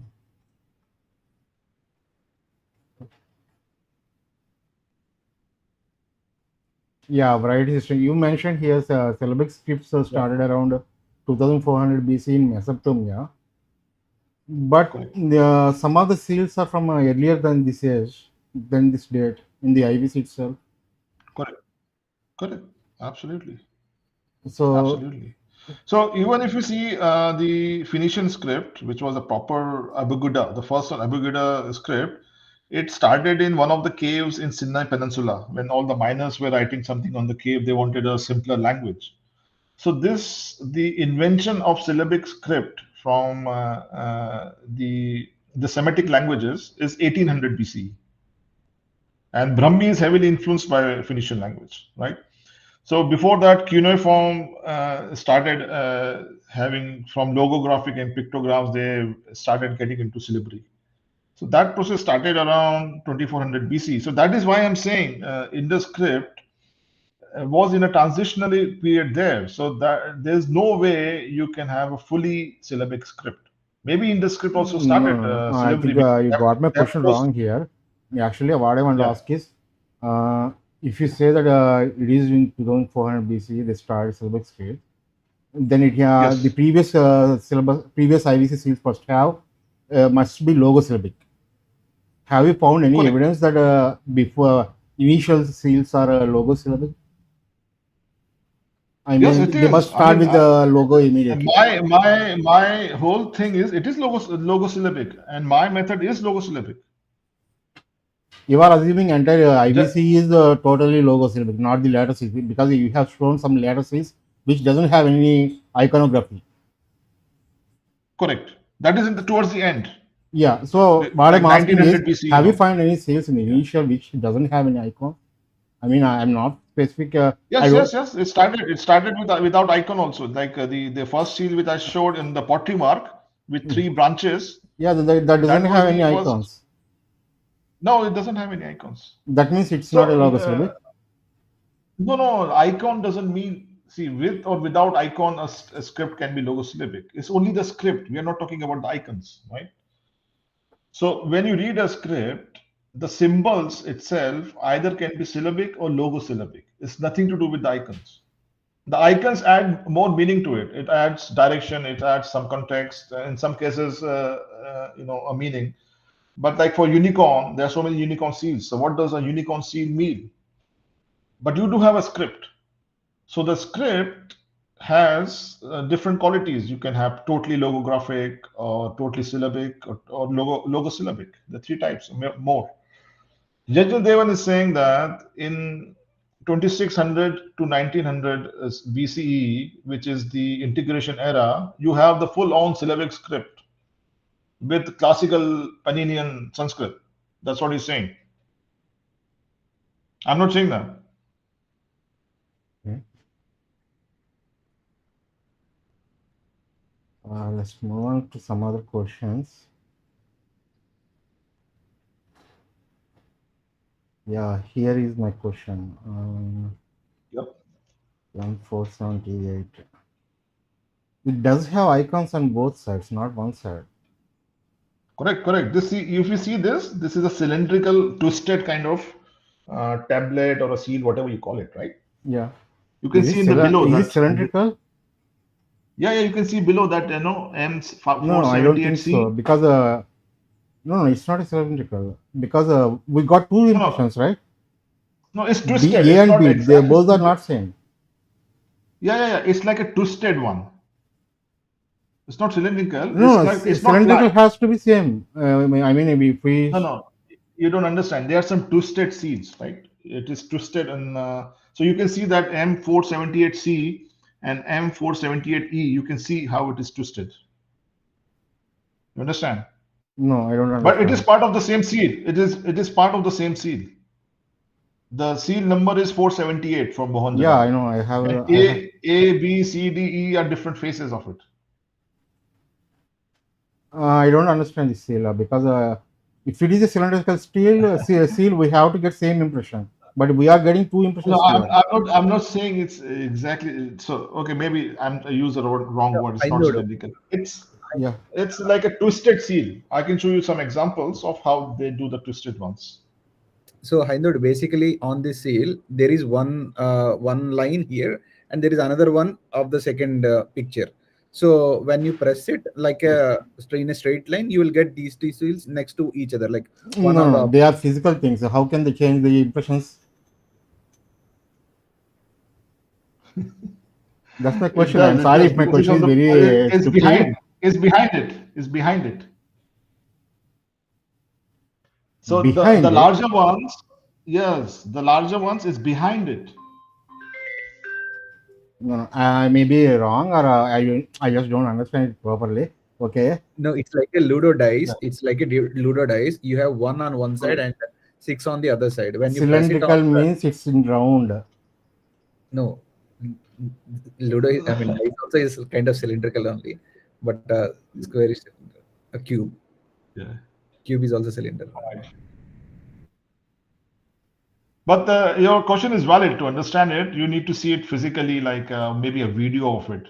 So that is the problem here now. The documentation of these Cs at this age are like very low resolution. You can see these images, very low resolution. I think we should have some high resolution images, some videos, so people can better understand graphically how these are. No, let's check this Those- 179 for example. The 179B is the seal, how it looks like. If we impress it on a plain paper, we get 179A, Yeah. isn't it? 170. If you impress 179 capital A on a paper, you will get 179 small a. 179 small a, but there is no small a. There is no small a here. Yeah, because it's not shown here. The Take impression is not shown because that is can you read the title of that page? Tablets in bas relief. Tablets in bas relief. So Yeah. that is a direct inscription, okay, on the tablet. 179. Okay, this is two sides. Okay. Let's. Correct. Yeah, I got a question regarding this. If we have to consider this as a logo-syllabic, you mentioned this one, same one, 182B. Am I correct? Correct. So how can you explain five specific symbols here? It has to be only one. Okay, right. So now, this particular one goes into unfalsifiable assumptions, and I can give you some philosophical input like IIT Kharagpur calendar has given that the clockwise swastika is creation and anti-clockwise is the destruction, cyclic, right? So you can call maybe the creator is Brahma and destroyer is Shiva. So it's like Brahma Om, Brahmanad, Brahmand. Again, Brahma Om, Brahmand or Brahmanad. You understand what I said? No. Maybe it takes some time to process it. This is okay, yeah. So this I'm is sorry, cyclic time and this swastika represents cyclic time as per the second slide of that IIT Kharagpur calendar. You go and read that calendar of year 2022. It has explained in detail what is the cyclic time and all, and it is elsewhere you can find it also. So this is a cycle of creation and a cycle of destruction. So like this, there were 5 epochs. So we have 5 universes or epochs which was created and destroyed. That is what this seal is telling you. So it's not the meaning. It shouldn't mean a Brahmanda. How come you can't? I mean, you said if it is a swastika symbol, it can be Brahma, but there are 5 symbols there. Yes. That's what one is destruction, which is Om, which is Shiva, maybe. So you and can if you assign observe the anything. swastikas, they are cycling, and they are not. I'm just assigning it randomly, and this is why it is called unfalsifiable. And these symbols are in the realm of unfalsifiable because you do not have a context in the script in which it came. If these symbols came in a script in any other context, we could have read it. But there are very few occurrences of swastika symbol with a script. This is one of them. So it is impossible. That's why I'm saying if anyone says that he has deciphered the script 100%, he cannot, because this is just one occurrence of that particular type. Okay. So, but then there can be philosophical interpretations of that whole seal based on the realization that this script says and or nad, yeah, and then maybe there are deeper interpretations of this. So it's a very profound seal, I must say. It is a profound seal. You agree with that, right? Yeah. Next, coming to the another seal you have assumed. I mean, I'm sorry, you have considered for your explanations. This is M47 147.8A. Yeah. But if you see the icons, they are on both sides. One side is tree, and the other one is something like a yantra. Maybe may not be yantra. It may be something else.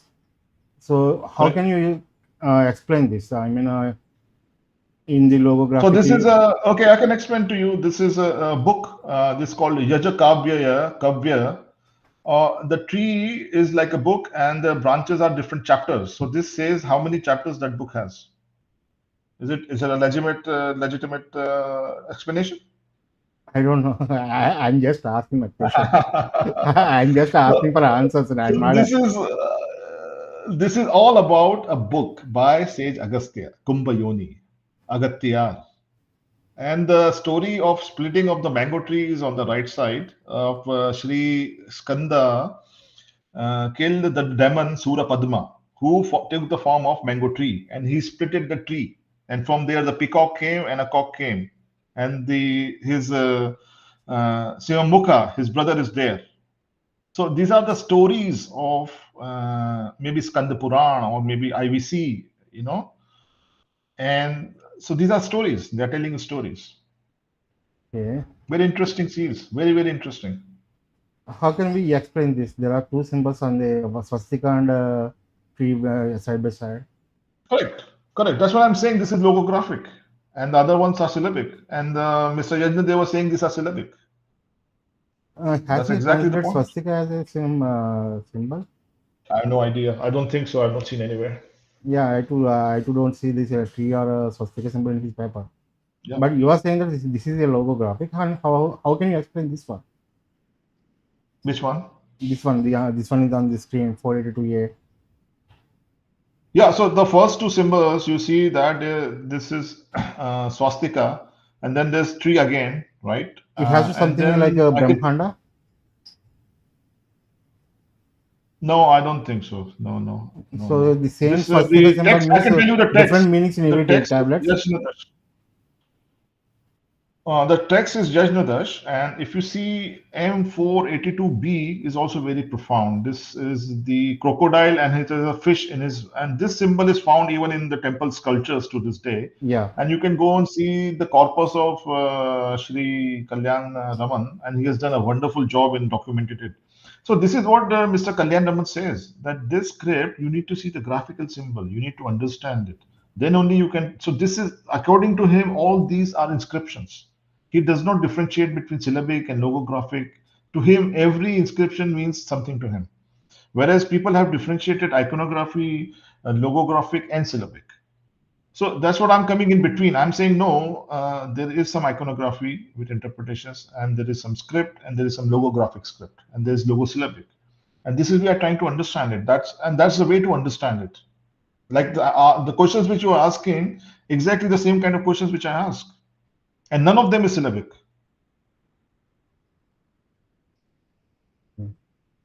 Yeah, I have one more question. I mean, the decipherment you provided. Yeah.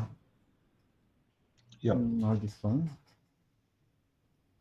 Here you said the jar symbol is un, but in the next Correct. slide you reversed it, or what happened? I don't understand this one. How?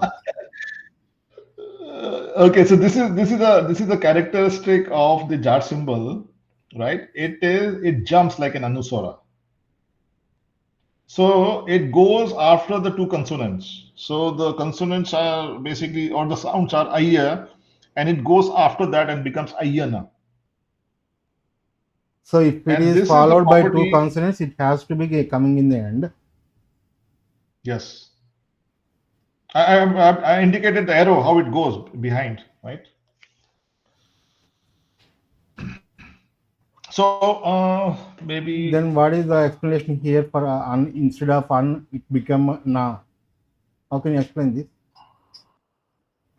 So, again, I have given a whole rules of how this interacts, where it interacts as anusara, where it interacts as a determinative, and where it interacts as a plain consonant, Where? right? So Did I miss any that's what I'm slide? saying. This particular symbol is so versatile that without understanding of its interaction, you cannot decipher the script. And okay, I can share my screen and I can explain it this particular one to you. Yeah, Right? sure. Is it fair? Yeah, sure. Give me a minute. Give me a minute. Let me search this particular one.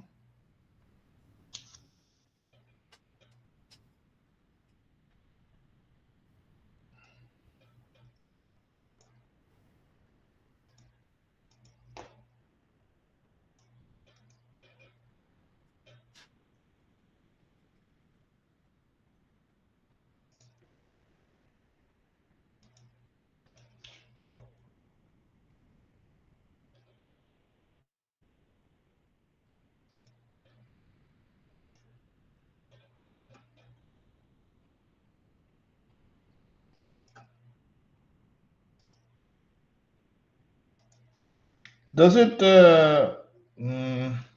affects the desktop? I mean, my browser, Google Meet.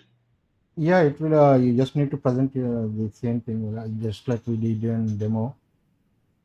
You can select the window or browser tab if it is in the same browser. Yeah, yeah. I think it's not working. I'm trying to search on Twitter, but I can't even type it. Maybe.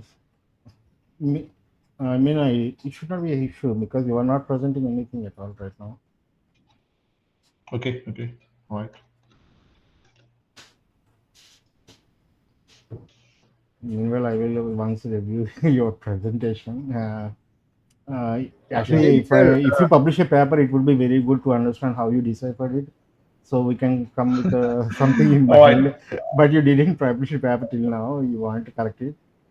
Correct. Maybe, Yes. sir, This is just an update, an introduction of that. It can be done in some other way. How exactly it is done and all, I think I have to explain in details, and because exactly of the same questions how it's done. But if you follow my timeline, actually all those questions have been answered. I've replied to most of the questions. Yeah.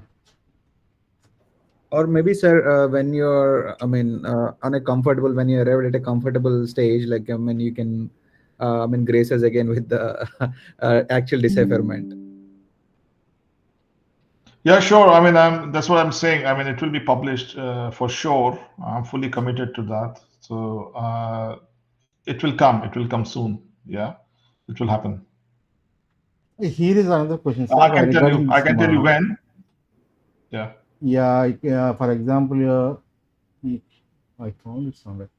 Yeah, here it is a fish sign taken as ma, but Yeah. here you take this square as ma. Am I correct? Yeah, absolutely. So there are different ways of writing ma, right? So if you go back to the Dholavira sign, let me tell you the slide number. Actually, I have given one lesson on of how this is done. Slide 56. Yeah, I'm on the same page, same slide. Okay. All right. So if you see here below, there is all like a rotated sign for ma, and then the last seal has like a square. You see that? Yeah, So these are all ma. This is all symbol of ma. I mean, in Brahmi it is actually ba. But when you go through this particular graphical interpretation, and the pretext, and then so I have exactly given how year becomes the combination of e and and then the symbol gear is always there, and then the ma, both are ma. The square and the rotated one both have the value ma, and then you can substitute that in the occurrences, right? So you can open the occurrences, substitute them, and see whether it is ma or not. This is the process. So this is an allograph. For me, this is an allograph. The fish sign and these signs are an allograph for me. okay. Yeah.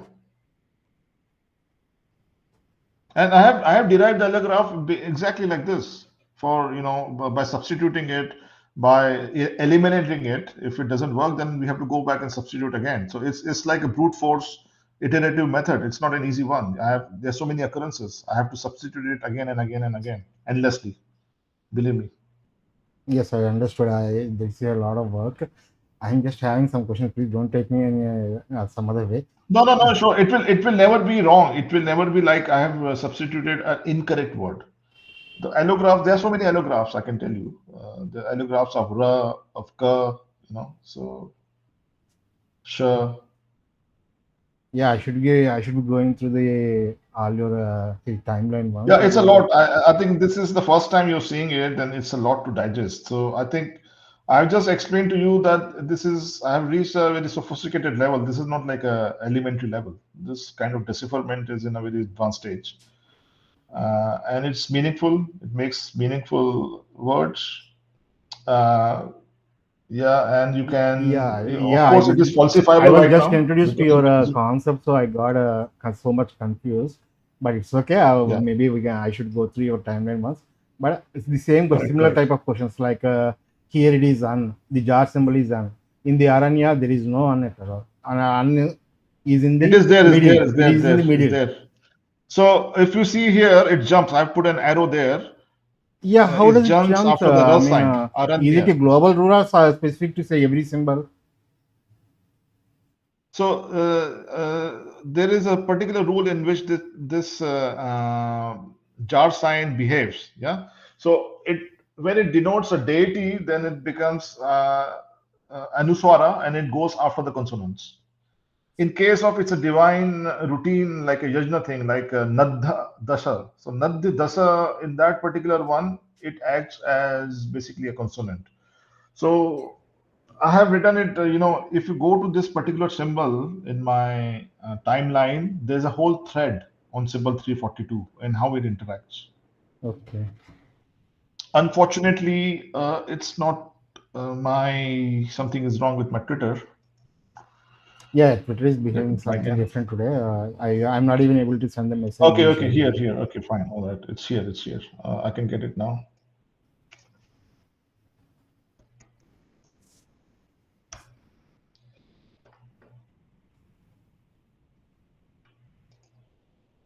Fine. So I can now share my screen now.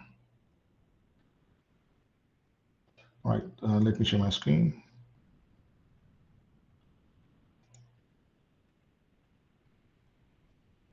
Can I share now? Yeah, sure. Okay. Let me share the entire screen.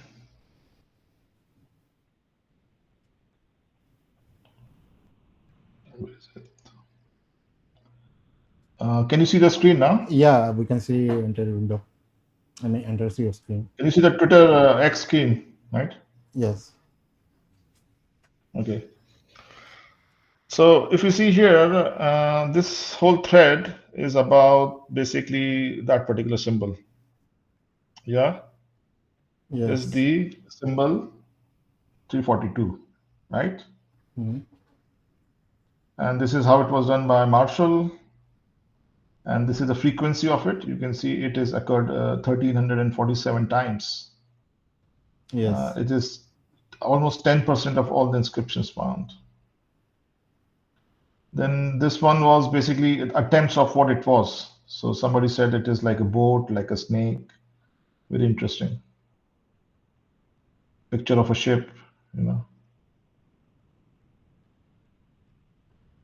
So hands, Ashwatha tree, all kinds. So these are called unfalsifiable assumptions, which anybody can assume anything, right?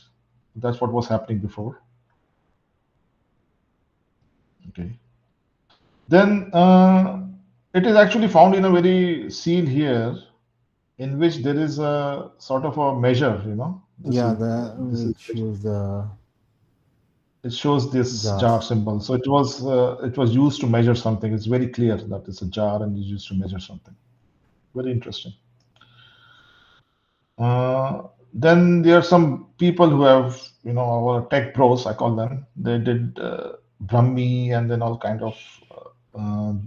This paper was done by Subhash Kak actually, much before Yajnadevan.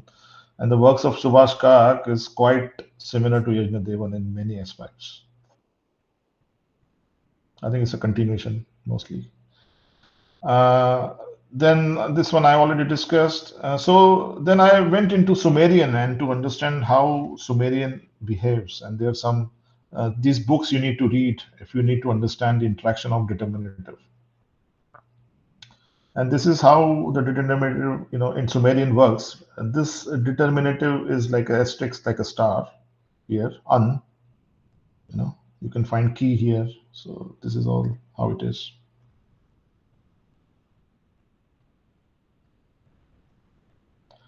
So with all that, I come to the conclusion of how, you know, these are the signs we're talking about. So these were the previous signs on the pottery marks, right? These are called pottery mark signs in Indus Valley, Yes. very initial. So whether Yes. these are syllabic, logographic, what it is. Yeah, that's the question. I'll tell you now.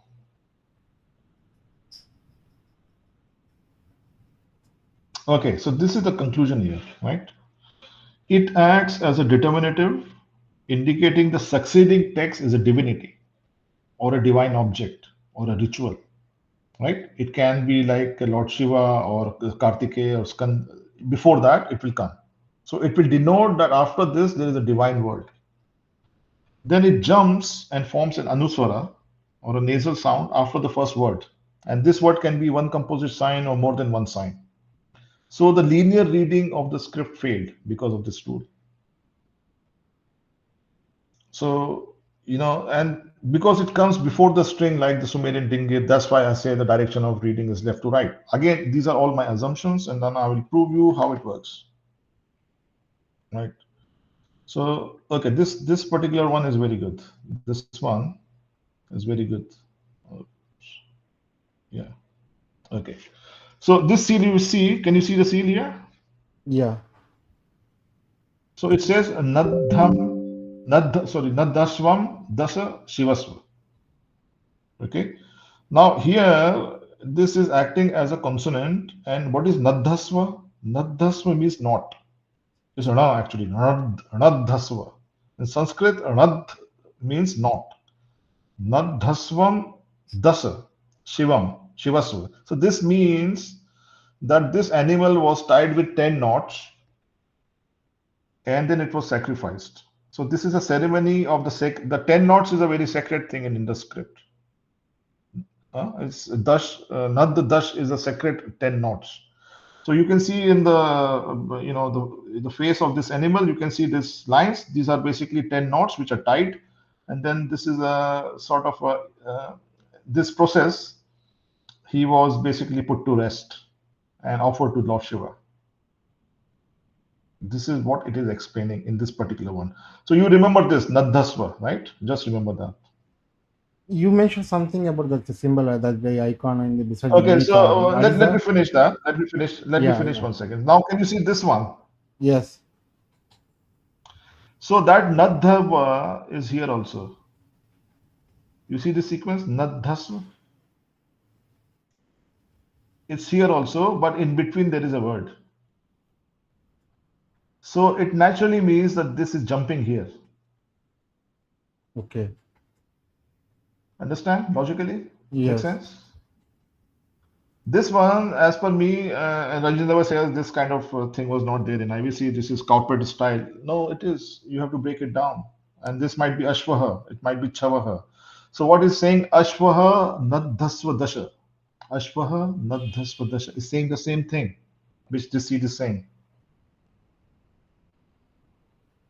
So this is how you carefully analyze each and every seal, each and every occurrence, and then find out the rules, the interaction, not like making it all one and raising all the nuances and just steamrolling it. You can't do that. So that's why all the nuances will be lost, all the details will be lost. Now you have some understanding of how it's happening, the interaction. So this is how you go step by step, and I give you an example, small example, then you will understand. So this is how it interacts. So Shivam, first one, Amman, Skan, Ayyan, Shishna.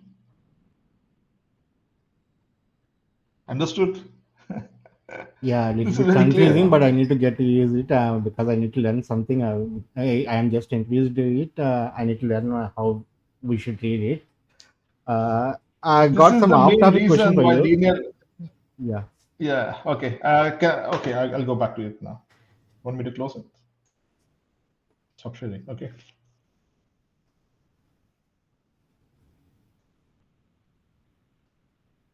So you said something about the Nandi. I mean, something is missing in these cow Jebu cattle seals. What is it? I didn't understand that. Yes. Is it the bowl or something in the No. unicorn Yeah. symbol? That plus it was never shown with the 10 notch. It was never tied. His face was never tied, and also you will not see the cult object. But we see The the cult object. something like bowl with No, that is a feeder. That's not in this particular one. That one will be in this Bos Taurus. That's a different animal, right? Not Bos Indicus. This is Bos Indicus. Is Zebuful. okay. There are two different species of bovine here, right? This is Is it Bos only Indicus. Shiva or is there any? I mean, Shiva is similar. I mean, Shiva and Kartikeya. Mhm. We only see those things only so far. Is there any other Amman is there. differences? Aman, Amman, Agni. These Agni. four are there mostly. Yeah. Yeah, And I wanted to I ask. found Okay, yeah, continue.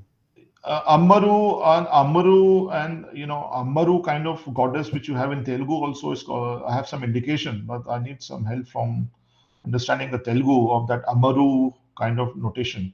So I found a seal which says Ekambr, and I was saying why the one mango is mentioned here. Why? What is the mango to do with it?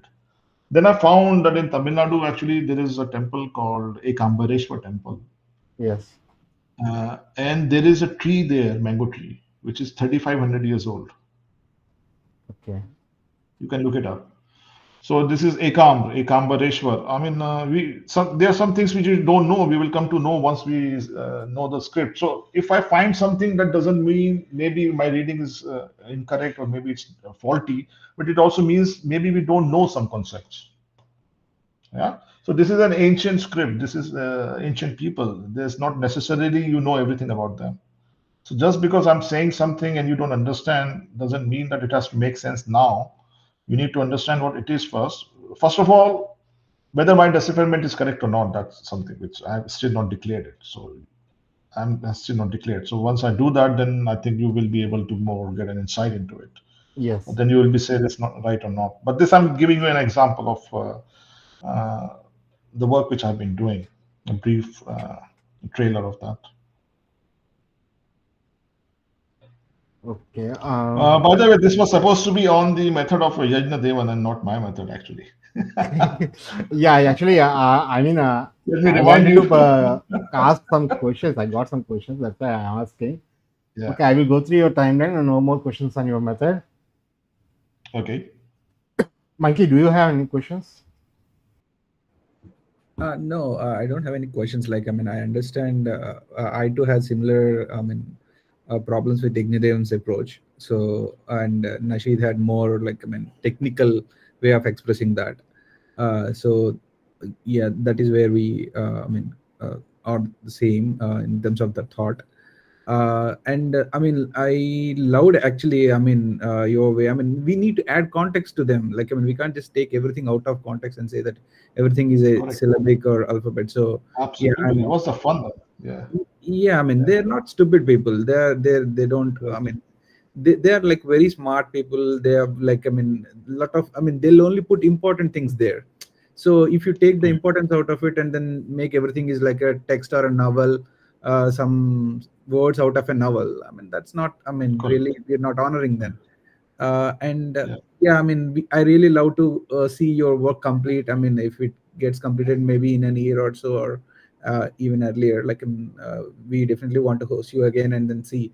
I mean, we actually Sure. go through your decipherment.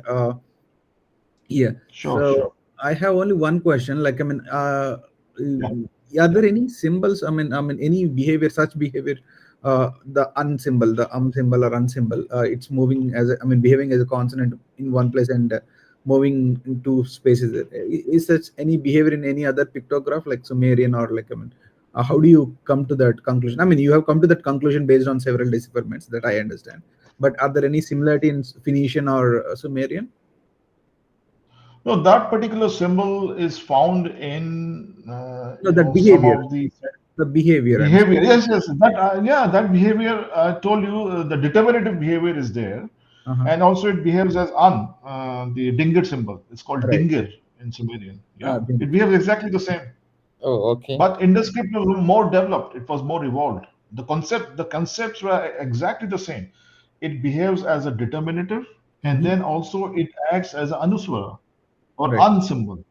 Right. Yeah, it Okay. is. It is. You go. That's why I said read these two books about how Sumerian and Akkadian works. You need to understand. You also have to read a lot. So that's my problem. I have to read a lot also. So I Right. have to Right. now read books about Akkadian and Sumerian, and then when I reading that, my work for this decipherment is halted because I have to get some knowledge about that. Right. And now this, because of this, all unrelated issues, which are basically going into the realm of computational linguistics and statistical and your coding issues, is Mm-hmm. completely derail my normal decipherment, and I have to go into this particular realm. you know. And no, So obviously, yeah, obviously, right. I mean, that's again a lot of reading on this side. But I like to read. It's not no problem in reading, but it gives you perspective. So that's the beauty of this particular subject. You need to read about so many aspects, right. from information theory, and now I have to read it, and because I've been keep on bombarding you, know nothing about it. Have you done any cryptogram in your life? Things like that, and then from there, then Sumerian and genetics, linguistics, and even in CSI, there are so many volumes, right? And so you Mhm. have to read a lot. You read a lot, a lot. So this is a very interesting subject, and I have to read ideology. I have to read the South Indian ideology, various other uh, particular targeted area, which I have to read. Tamilian, for example. There was a time when I started loving Tamil. I started reading and learning Tamil. Yeah, Mm, yeah. and but again, it's a very sharp curve for me. So there are a lot of things which goes into deciphering, apart from the particular focused method which you have. So it's a lot. It's a lot, really. So my next question is like, you're saying you should be reading from left to right. So how do we explain that cramping thing? And everybody says it should be right to left. And so I mean, Yeah, I have written about that also in details. okay, I'll go through that. So yeah, you go through that of how it is. cramping theory and why it is. So you need to understand how the scribe will inscribe in a particular seal, and these were wet seals, right? And Right. they were using a nib to do that. So it should not be fudging. So if it fudges, then so because of fudging, the direction changes. However, they were very small seals. You can use a long nib to do that. It's not an issue. Uh, so so people have written articles about the nib and about the inscriptions and about the type of the material. It's a very detailed subject. People have done PhD in one particular subject. The Right. material, the sources of that, and how do you inscribe it. There's so many things to go into it. So we need to understand how they inscribed it. And if they inscribed it, for example, from left to right, let's say, Mm. so were they also writing from left to right on a medium which was not negative? Let's say pottery, or let's say a palm leaf. So my question is, if you're writing from left to right on a palm leaf on a paper, and then when you started making a seal, which direction you will write it naturally? Sorry, Now come there again. might be two answers for that. Yeah, so that's very interesting. So the nuances in it, you need to understand how they do it. So people just saw the impression and they thought cramping is in a particular direction, but the moment they reverse it, the whole assumption reverses. Actually, what I think I'll tell you. I Yeah, mean, obviously, I mean, it's all assumptions. So the easiest yeah. material somebody can make something out of it is wood. Okay. So they use a hard object and make wood the way they want to write it, and then put that it on the mud and then bake it so that when they make an impression of it, they'll get exactly the same. So that is kind of agreeing with your method from left to right only. So Correct. because like I mean, nibbling on the wet mud is not reasonable thing to do. Rather, you might have a hard impression, so and then put it on the mud and then bake it, and then when you put the hard seal, you can get the exact impression of what you have put it on there. So you don't need to So worry about. maybe no, but maybe that technique was used later on when you have a very standardized letters, right? Mhm. But the in seals where you are fitting it from one direction to another direction, so you are fitting it in that space. That Mhm. means you're not measuring. It's not on the wood. Okay. Understand? It's directly on the seal. Somebody's directly started writing, and then he suddenly found out there's lack of space, and then he, then he cramped it, right? Right. Okay. So if Yeah. you're writing from a wood, then you will do a measurement. You will fit it properly. Then it will be proper, right? Right. Yeah. Sir, one more question. I mean, in general sense, you are saying that Indus Valley script is a multilingual script. I mean, Correct. are there any other examples like Sumerian or in No, a Akkadian? script is a script, my friend. The script is a script. No, The no, what I'm language is asking multi. is at that time, are there any similar examples where same single script is used for multiple languages? Brahmi, for example, Brahmi is or very you're talking later about the period. It same is time 1500 BC. during that period. You're saying, okay, during that period, yes, I think if you see Hurrian, Akkadian, right? They were using cuneiform, But correct? cuneiform is So anyone else is using cuneiform? Any other language? yes, so Hurrian was different from Akkadian, Okay. right? So they were using the same script, which is cuneiform, but the languages were there are different dialects in that area, right? So they were using all that all the time. All the time it's been used. The script is different from language. You can use Brahmi for Tamil, for Prakrit, for Pali, for Sanskrit. It's been used, right? So you're using now English. You're typing English, Telugu in English. Yes. So that's a Roman script. Yeah, you're typing Telugu. I'm typing, Hindi. Somebody's typing Tamil, but it's all in, and then you have this computer which corrects it and say autocorrect One more because it does not off-topic question, recognize your sir. language. Yeah, So, yeah. so what? This is a very interesting analogy actually. When you type in Roman and Telugu and it does autocorrect because that doesn't know that Telugu word. So it autocorrects, it matches with the dictionary and it autocorrects it. So it makes it, instead of multilingual, your machine makes it only one language.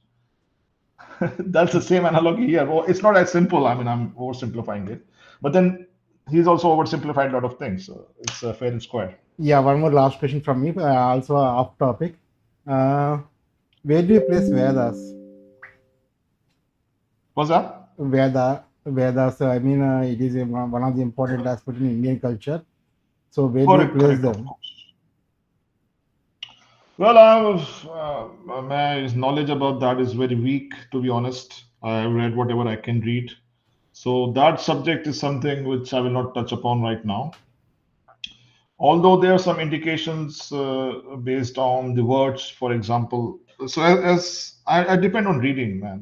My word of truth is from reading. So I read Srikant Talageri, and he has done an epic work on Rig Veda, Samhita. So he has identified that there is old Rig Veda and new Rig Veda. Now, obviously, some people don't agree with him, but he has done a terrific work. And he has identified that there is a huge chronological gap between old Rig Veda and new Rig Veda, right? And there are some words which are not found in old, and there's some words which have been found in new, which have come, right? So where these words came from. So, for example, I can only speak from my decipherment that there's a word called Anirudh and there is a word called Riddhi. Now, in Rig Veda, you have word Nirudh is there, but I'm not sure Anirudh, where Anirudh first came in Vedas. Similarly, Riddhi. So where the word Riddhi, I just showed you a seed. It says Shivam Dwadashnamam Riddhi.